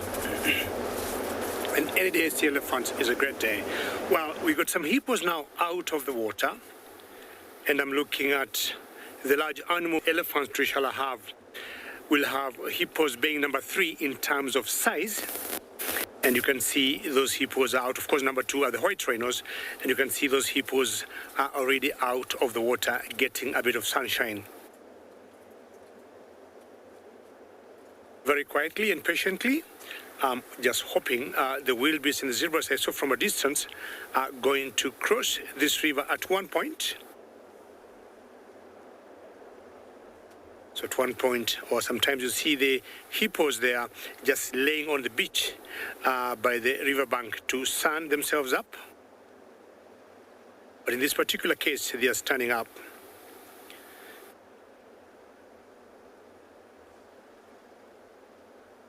And I'm not sure whether these hippos are enjoying the current like I am here.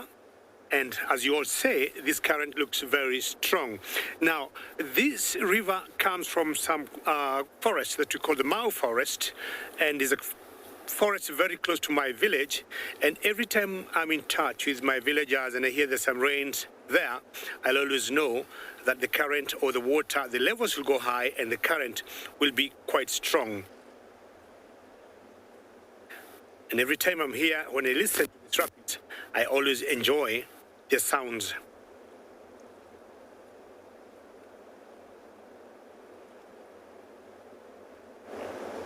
A very important water source for the Masai Mara Serengeti ecosystem. The hippos and the crocs cannot do much, without this water or without this river.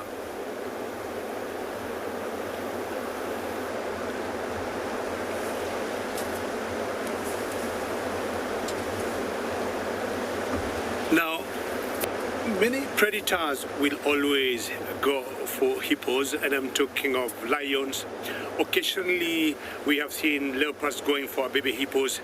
But for me, the biggest challenge to hippos are hyenas, and you're going to learn more about the same.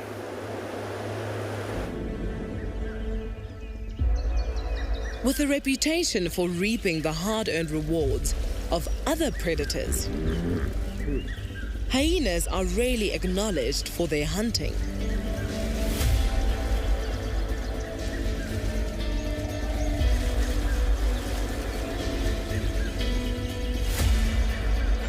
Unfortunately for this young hippo, hyenas are indeed practiced predators. Separated from the Mara River by a substantial stretch of dry land, these hyenas showed off their strategic skills, surrounding and taunting the hippo, hoping to push it out of the water, weakening it. The wealth of food on offer comes with its disadvantages. The hyenas were weighed down from a meal the night before, slower and slightly less enthusiastic than normal. In a moment of sheer courage, the youngster bolted for a deeper channel, tipping the odds in its favor. In an unexpected turn, this could only be viewed as a happy ending. The hippo, on its way back to its pod with a story to tell.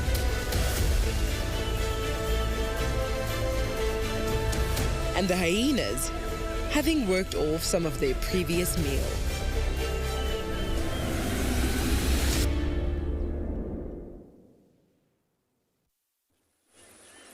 Life can be brutal, trying to say to one of the little Ellies that have walked through, or just come through. That little Ellie had a pimple on its trunk. Oh, life can be brutal in that way.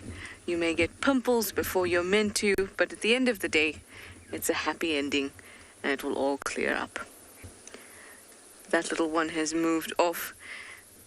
It's a bit of a straggler, that one. That's its mum that you're looking at. And the little one, it'll come through. There we go. There we go. That one came from behind the herd, out of nowhere, on the road, as if it had been gallivanting elsewhere.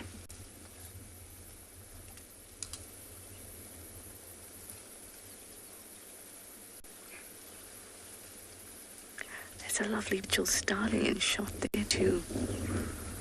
How pretty is that?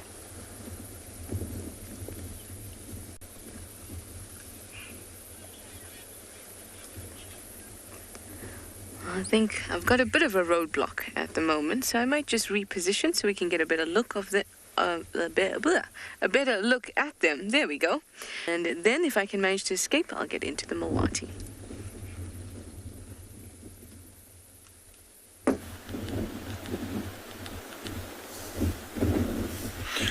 So we were sitting at Ndlovu Dam, and I just happened to notice, I was taking a photo with my camera, and I happened to notice just how beautiful and colorful all the knobthorns are at the moment. So I think I talked about it a few weeks ago, how thorns were going to be flowering very soon, and now you can see these are in full flower.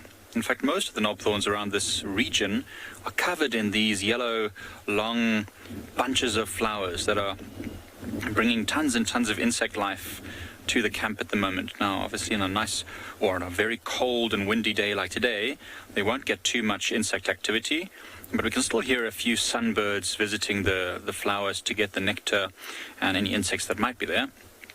So very, very interesting to see. It's very difficult to have all the branches moving about, but you can see those lovely yellow flowers right above the tent that actually is shared by myself and Taylor underneath this knobthorn tree over here. So there's the tent we use, and you can see the branch that's fallen in front, which I'm always terrified is going to blow off in a strong wind and crush the tent. Hopefully not. Let's hope it stays nice and safe. But what I love to sit underneath. I know, right? It's crazy, this wind. But what's really awesome is that you can sit underneath this tent, and because of this flowering knobthorn, there's a ton of life that comes to this tree. There's birds that follow the insects. There's insects that want the flower. The giraffes will also be feeding on any of the low-hanging flowers because they have lots of energy in them. So the giraffes are also known as mammal pollinators of these trees, which is quite unusual. Most trees are wind and insect pollinated, but these trees are well known to also have a significant portion of pollination happening from giraffe. The particular one has no flowers that are quite low enough for any giraffes, I think. But really look at those flowers. They're so pretty. And the little stalks that they're on a deep purpley red color. So the contrast is really, really gorgeous when the sunlight hits them. I'm hoping the sunlight does come out a little bit later for this afternoon, and we'll do another short segment showing you just how nice the contrast is between all these different branches. It's really, really lovely. So I'm not sure if you're all aware of the difference between the acacias now. They've been changed a little bit, and we'll discuss that a little bit later. In the meantime, we're just going to enjoy seeing what birds might come to this tree.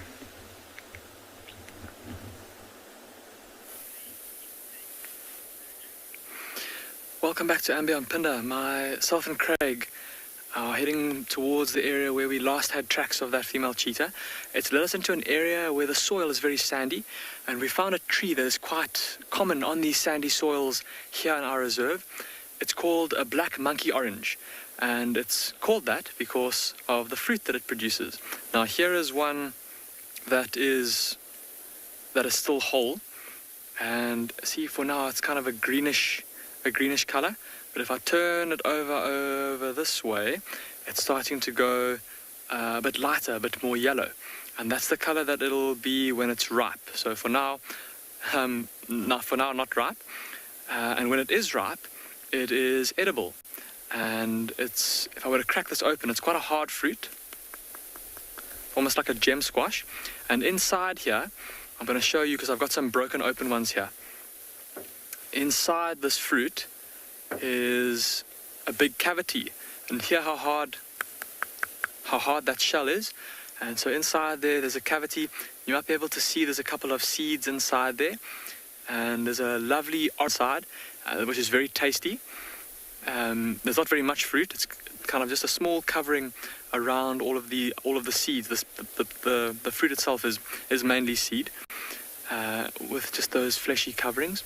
Tastes very nice, almost like a tutti fruity with a hint of mango, a hint of orange flavor to it. Also smells very nice. I don't know if these ones... Yeah, it's not quite ripe yet. But when it does get ripe, it smells wonderful. But yeah, a plant that we often see here in the sandy soils. And yeah, something's beaten us to these ones. Obviously a baboon has cracked these open and started to feed. And hopefully later on in the year we'll be able to show you some ripe ones and maybe even taste them. But I think myself and Craig are going to leave these here, and we're going to carry on down the road, go see if we can find some more tracks of that female cheetah.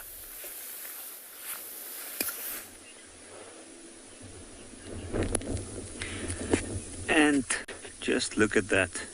Two of my favorite birds, same dead tree.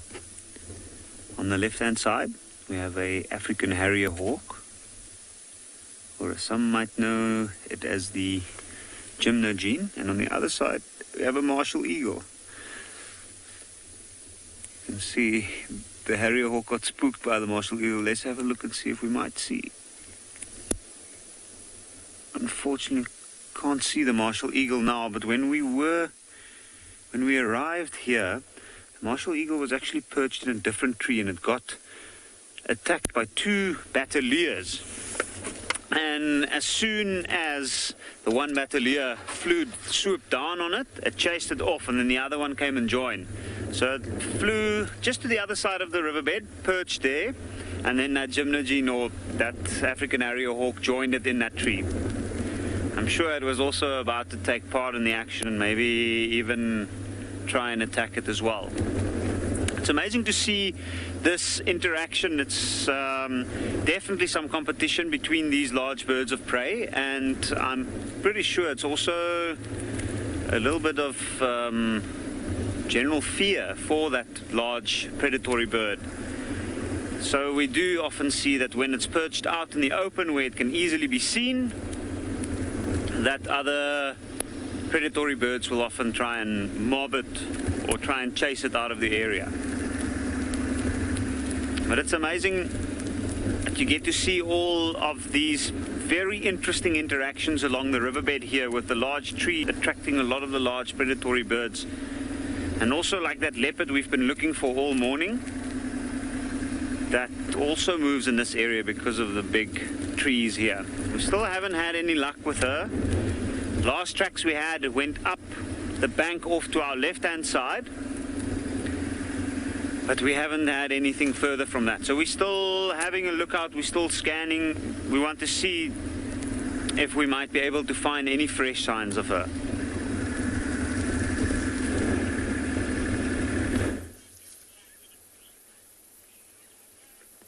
I still have one minor part of the elephant roadblock. It's just this one here. I just want her to cross the road, and then we can move on too. As she looks at us again, you'll see that there's quite a lot of white gunk in her eye. You can just see a speck there. She's quite far. Can you see that?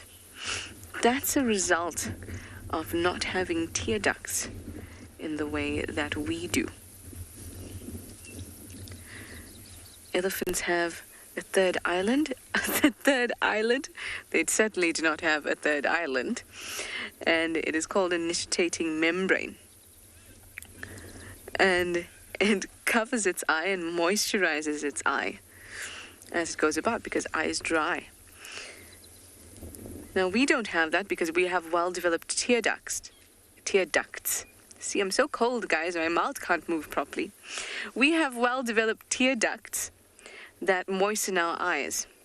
Now, they don't.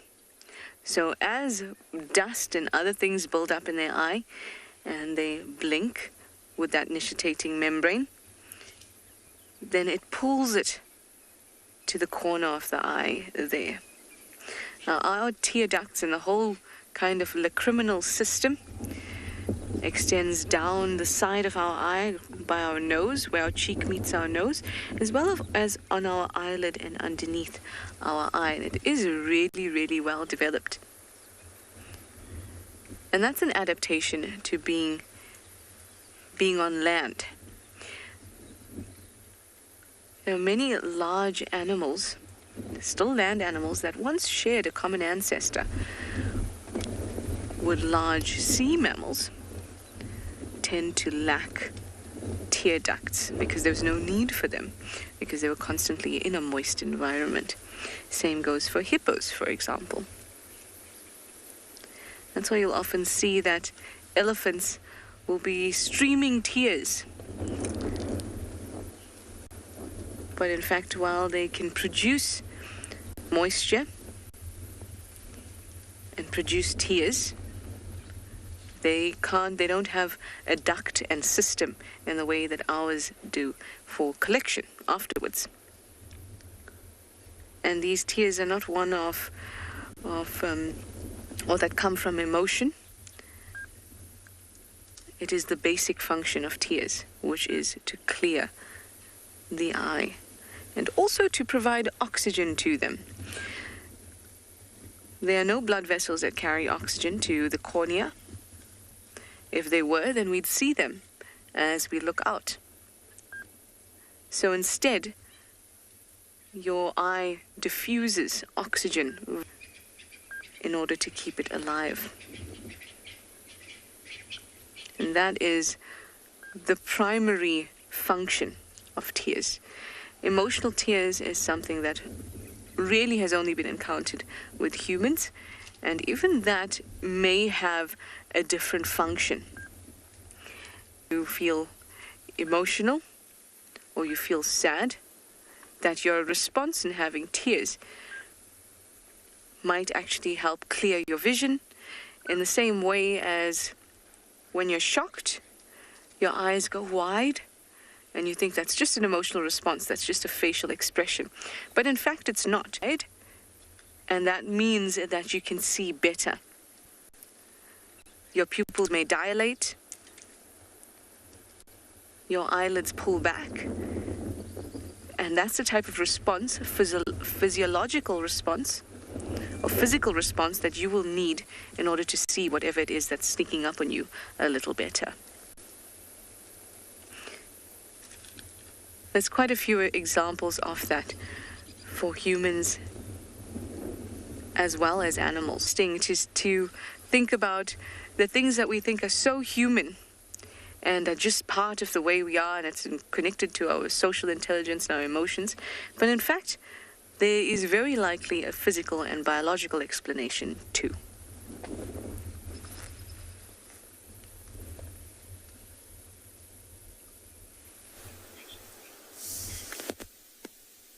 Right.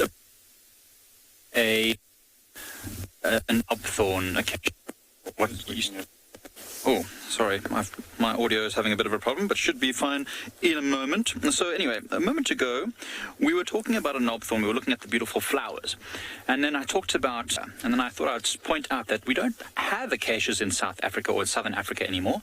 This here is a branch from something called an umbrella thorn. And as you can see, it's got small hooked thorns and these long white straight thorns. Now, generally speaking, the trees that we used to know as acacias are now split into two families, vachelias, which are usually the ones with the straight thorns, and the V on the straight thorns help you to know vachelia. So, and then the hooked thorns, like a knobthorn, which is now called a senegalia, has a little hooked thorn which looks a little bit like an S, right? So this is actually called an umbrella thorn, and it is a vachelia, but it has hooked and straight thorns, so it's a bit of a difficult one.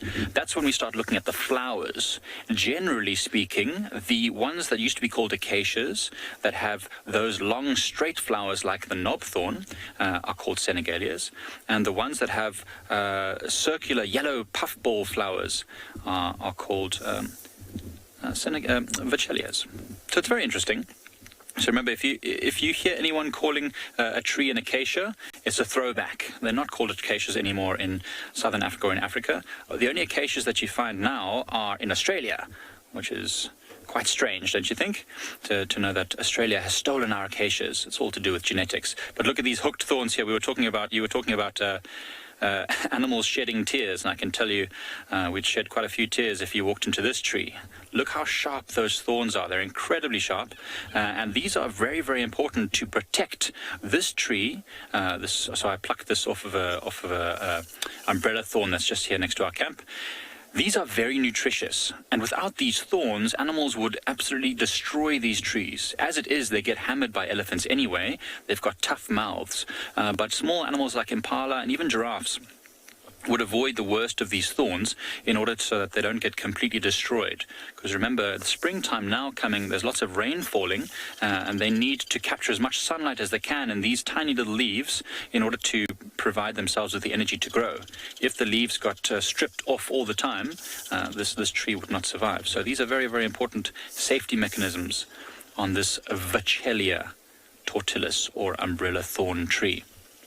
Remember, Vachelia, the straight thorns usually means Vachelia, and the hooked thorns Senegalia. That's the genus, but this one has both, so it's a bit of a tricky one. I was trying to throw a curveball in there. I don't know if you've ever seen umbrella thorn trees before. Ours don't grow very large here, but in other parts of Africa, like East Africa, they get that beautiful umbrella-shaped canopy, which is where they get their name from. I don't know if you've ever seen any before. Don't forget to send your questions into us. We love to hear questions about the trees as well as the birds and the animals. All very interesting stuff.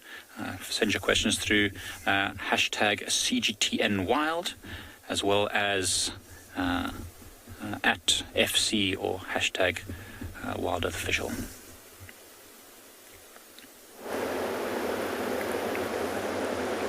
The number of hippos out there has increased.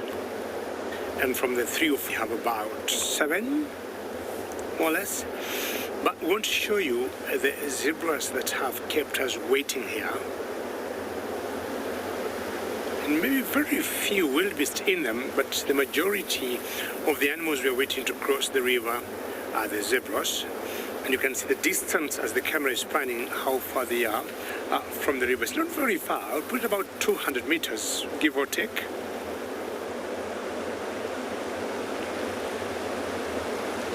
And those are the animals I'm talking about. They might remain there for the next half an hour or 1 hour, but you're going to stay here with them.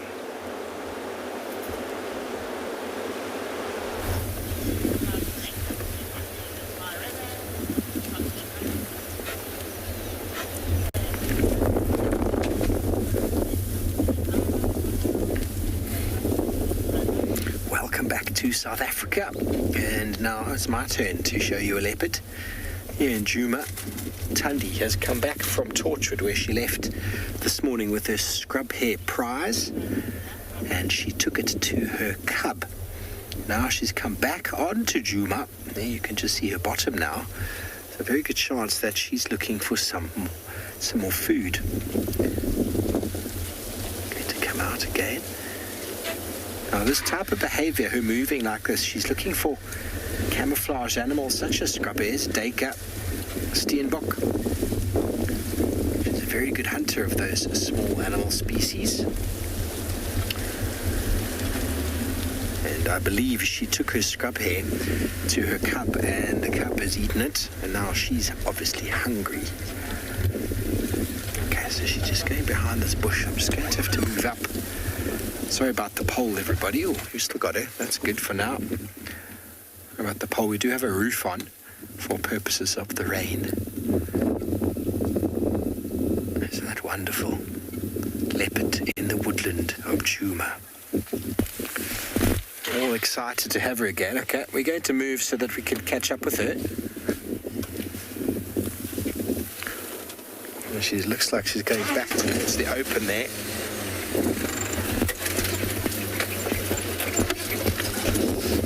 To go onto a termite mound. Let's just try and get a nice little gap here. to this termite mound. Just over here, 1 second on the termite mound, and there we go. Oh, got her there. Beautiful scenes of this female leopard doing what leopards do best.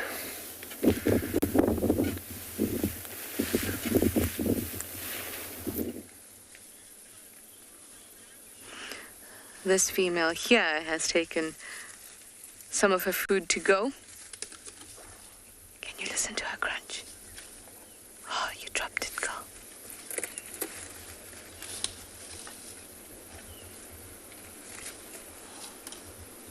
It's stuck to her tusk.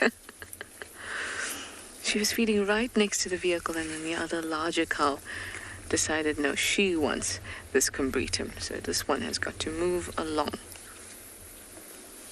She's now sweeping the roads for us. Very thoughtful.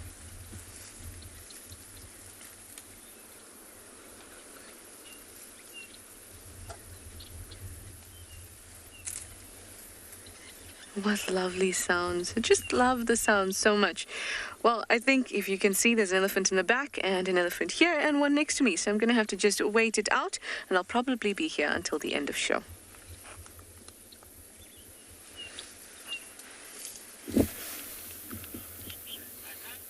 Welcome back, everybody. There she goes. She went on top of the termite mound to try and get a better view. And now through the thickets she walks again. This is classic leopard behavior. They're looking for movement. They get a bit of elevation so as to be able to spot a little ear flick or the movement of a small animal. And then they'll go down from the termite mound and go and try pursue. But it doesn't seem as if she saw anything. But she knows if she keeps moving, she will be lucky.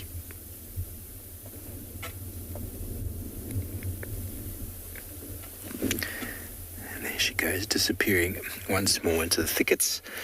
And it looks like she's going directly east again, back towards the boundary. You see, they don't look at the boundaries the same way we do. For them, it's just a pathway for them to cross.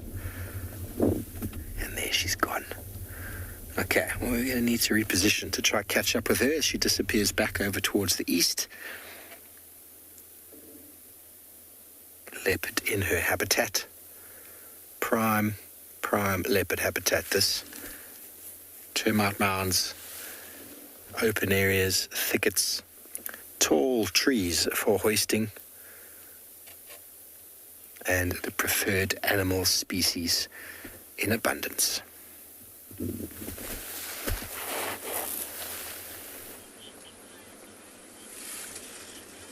How awesome. We could have Thandi at the beginning of show and then again at the end of show. So hopefully that means that she'll stick around and we can spend some more time with her this afternoon. This is the larger cow that chased off the smaller one. She crossed back here. It looks like they're chomping on a variable bush willow.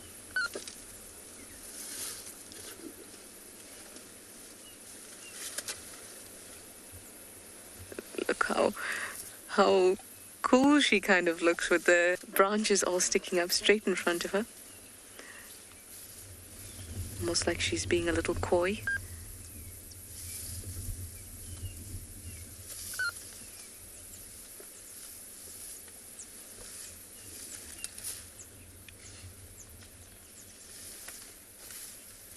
She's not eating with the same feverish intensity that the other cow was. I feel this might have been well, I want what you're having. Oh, there we go. It's a nice crunch.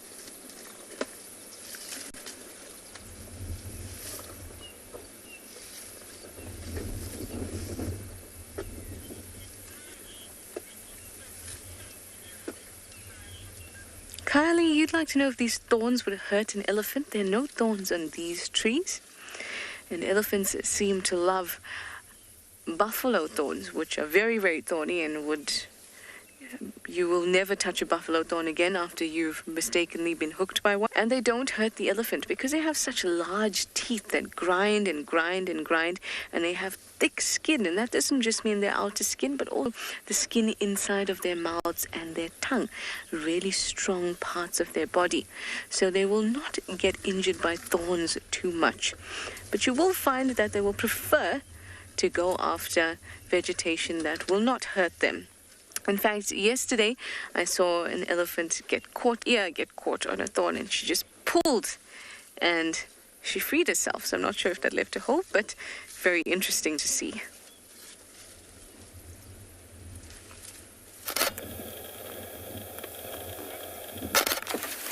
Welcome back, everybody. Well, it seems as if she's kept on our side of the line, and she's found herself on top of another termite mound, looking into the thickets for the slightest of movement. It's a hard job being a mother. She's got to provide food for herself and for her growing boy, who's probably, I haven't seen him in ages, who's eating more and more each day. All I've seen of him of late are his tracks, and he's gotten very big, which means that if she brings him food, he's probably going to eat all of it. So now she needs to go and secure herself a larger meal that she can spend a few days feeding on. A duiker or a Springbok or even a medium-sized impala would do her very good. And these conditions, overcast conditions with a little bit of wind, are ideal hunting conditions for leopards because it's cooler. There's far less energy expended on a cool day like this, and the wind helps to mask their presence and their hunting ability.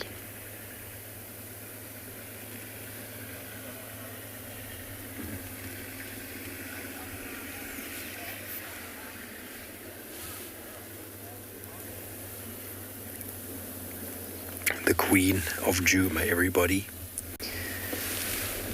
She's spending more and more time on the eastern sides here, moving into Torchwood. And her daughter, Tlalamba, who we had the other morning, has definitely taken up residence in the central parts of Djuma. It is very common practice for a female, when reaching independence from her mum, to carve out a piece of her mother's territory. That's exactly what Tlalamba's done. Okay, well there she's moving off. We're going to need to reposition shortly. She just walked in front of that car there. And we're going to just reverse back and try and get you another view of her.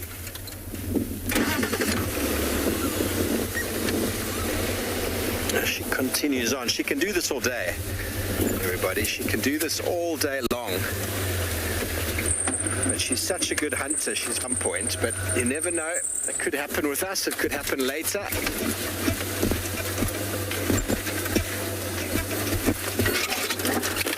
Watch out for the branches there. Oh.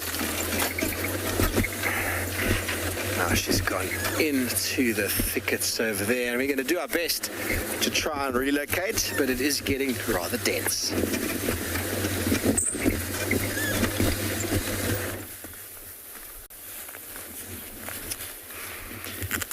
Welcome back to andBeyond Phinda. Have a look at this massive white rhino bull with a little oxpecker sitting on his front horn. And a second one. Now, we've been following this rhino for quite some time, and he seems to be on a mission, just like those two male cheetah were earlier, and how they were scent marking. This rhino bull has been doing much the same thing. He's been walking. He's been sniffing the ground, sniffing other piles of rhino dung. And he's been spraying his urine as he goes. What he's doing there. Okay, and just smelling the ground.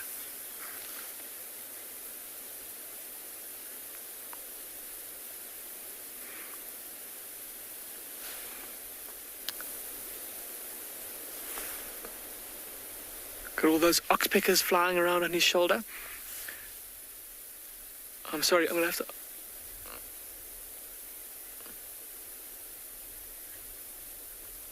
descendants, sorry. You were asking about the difference between an elephant's tusk and a rhino's horn. Well, descendants and elephants, they're both completely different things. So an elephant's tusk is a tooth. It's the elephant's modified in size of teeth, whereas a horn on a rhino is obviously not a tooth. The horn on a rhino's face is made mainly out of keratin, the same substance as what makes up our hair or our fingernails. And then obviously a tooth it's dentine and enamel, and so that's the main difference. Descendants, and we often get asked about, because obviously we've spoken quite extensively about why we dehorn the rhinos here at andBeyond Phinda, and we've spoken about how it doesn't hurt the rhinos because it's just like having your fingernails trimmed. And then we get asked why we don't do the same thing with elephants. And part of the reason is that because it would be like pulling teeth out, which can be quite a dangerous thing, and it will be very painful for the elephant. And fortunately for now, it's not a feasible thing to do. Let's see this rhino still on a mission, marching down with his nose close to the ground and heading off into the bush there. There's a small water hole there. I wonder if he's not maybe going to go smell around there. It'll be a place where during the day white rhinos will go and mud wallow and then drink later in the evening. And perhaps he's on the trail of a female or a rival male that's encroaching on his territory.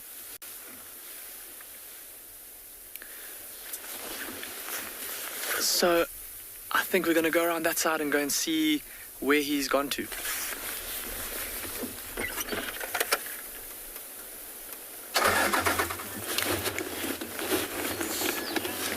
Welcome back, everybody. Well, we're trying to keep up with her, and she's just decided to walk behind our car. So apologies again for the poll. This is a live broadcast, and we can't always predict exactly what these cats are going to do. Sorry about that poll. I'm going to move quickly so that I can move it out of the way. Excuse me. There she goes. So this is classic sort of what you see female leopards doing, moving through the thickets. The prey that they're looking for are often very camouflaged, and they stand still. But she's poised, she's ready. You see that tail? Moving. She's very ready to dart left or right, to pounce on something that immediately darts out of the underbush, and she will catch it. Not always. Oh, there's an impala up ahead of her that hasn't seen her. And she hasn't actually looked at it properly. There, she saw it just running. The impala just ran away. She almost hadn't even seen it. And now she's looked at them going, oh, where are you going, impalas? But her body language is showing one of interest, but not of, let's hunt you, because, well, the impalas have run away. Oh, now she's going to decide. Now watch her body language as she figures out. They didn't, to me, show it like they indicated that they'd seen her. But the wind, very blustery. That makes hearing for impalas quite tricky, so they're very jumpy in the wind, and a little breeze can make leaves flicker nearby and can cause them to jump. They did an alarm call, which means they hadn't spotted her. But even in this dense woodland with her great eyesight, impalas weren't that easy for her to see. I'm obviously at a different height and a different angle, so I managed to see them. She's not out what to do about it.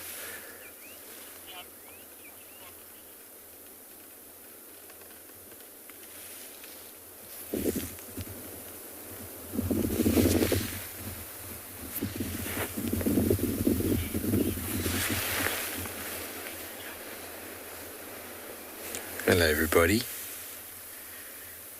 Tandy moving through the long grass. Let's just try and move one more time. Get her for the end. Who knows what we might see. She's doing what Tandy does best, everybody. Moving. Last minute see if we can still see her. I can still see her. She's not interested in those impala.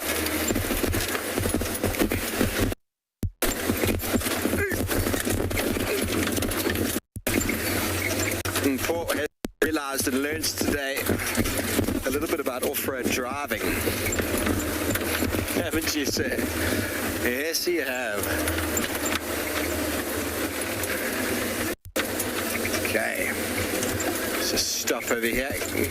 Here she is over here at 11 o'clock. Goes behind the bush. She's just behind that bush. She's obviously stopped. A little bit more left. Yes, there we go. You'll see her tail. There's her tail. She's behind the thing. Some spots in the thickets. The impala herd still has not reacted to her. I only saw 2 individuals, and I think the one I saw looked like a youngish male. So it could be a mixed herd. It's unlikely she's going to try and deliberately hunt a big male impala. She'll definitely be looking for a youngster or a female.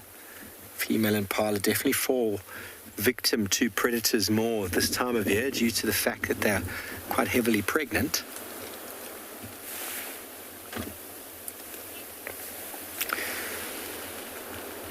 There she disappears. Of course she does. Right at the end, into the thickets she goes in pursuit of some breakfast. We do hope you've all had a wonderful, wonderful morning. I think I can still see her. Just on the top left and top left. Thank you for joining us this morning, everyone. We hope you've had a wonderful show with us. I know I have. Good day and goodbye. The program features live coverage of an African safari and may include animal kills and carcasses. Viewer discretion is advised. Welcome to Masai Mara. Good afternoon, everyone, and we're live once again. We are at the river.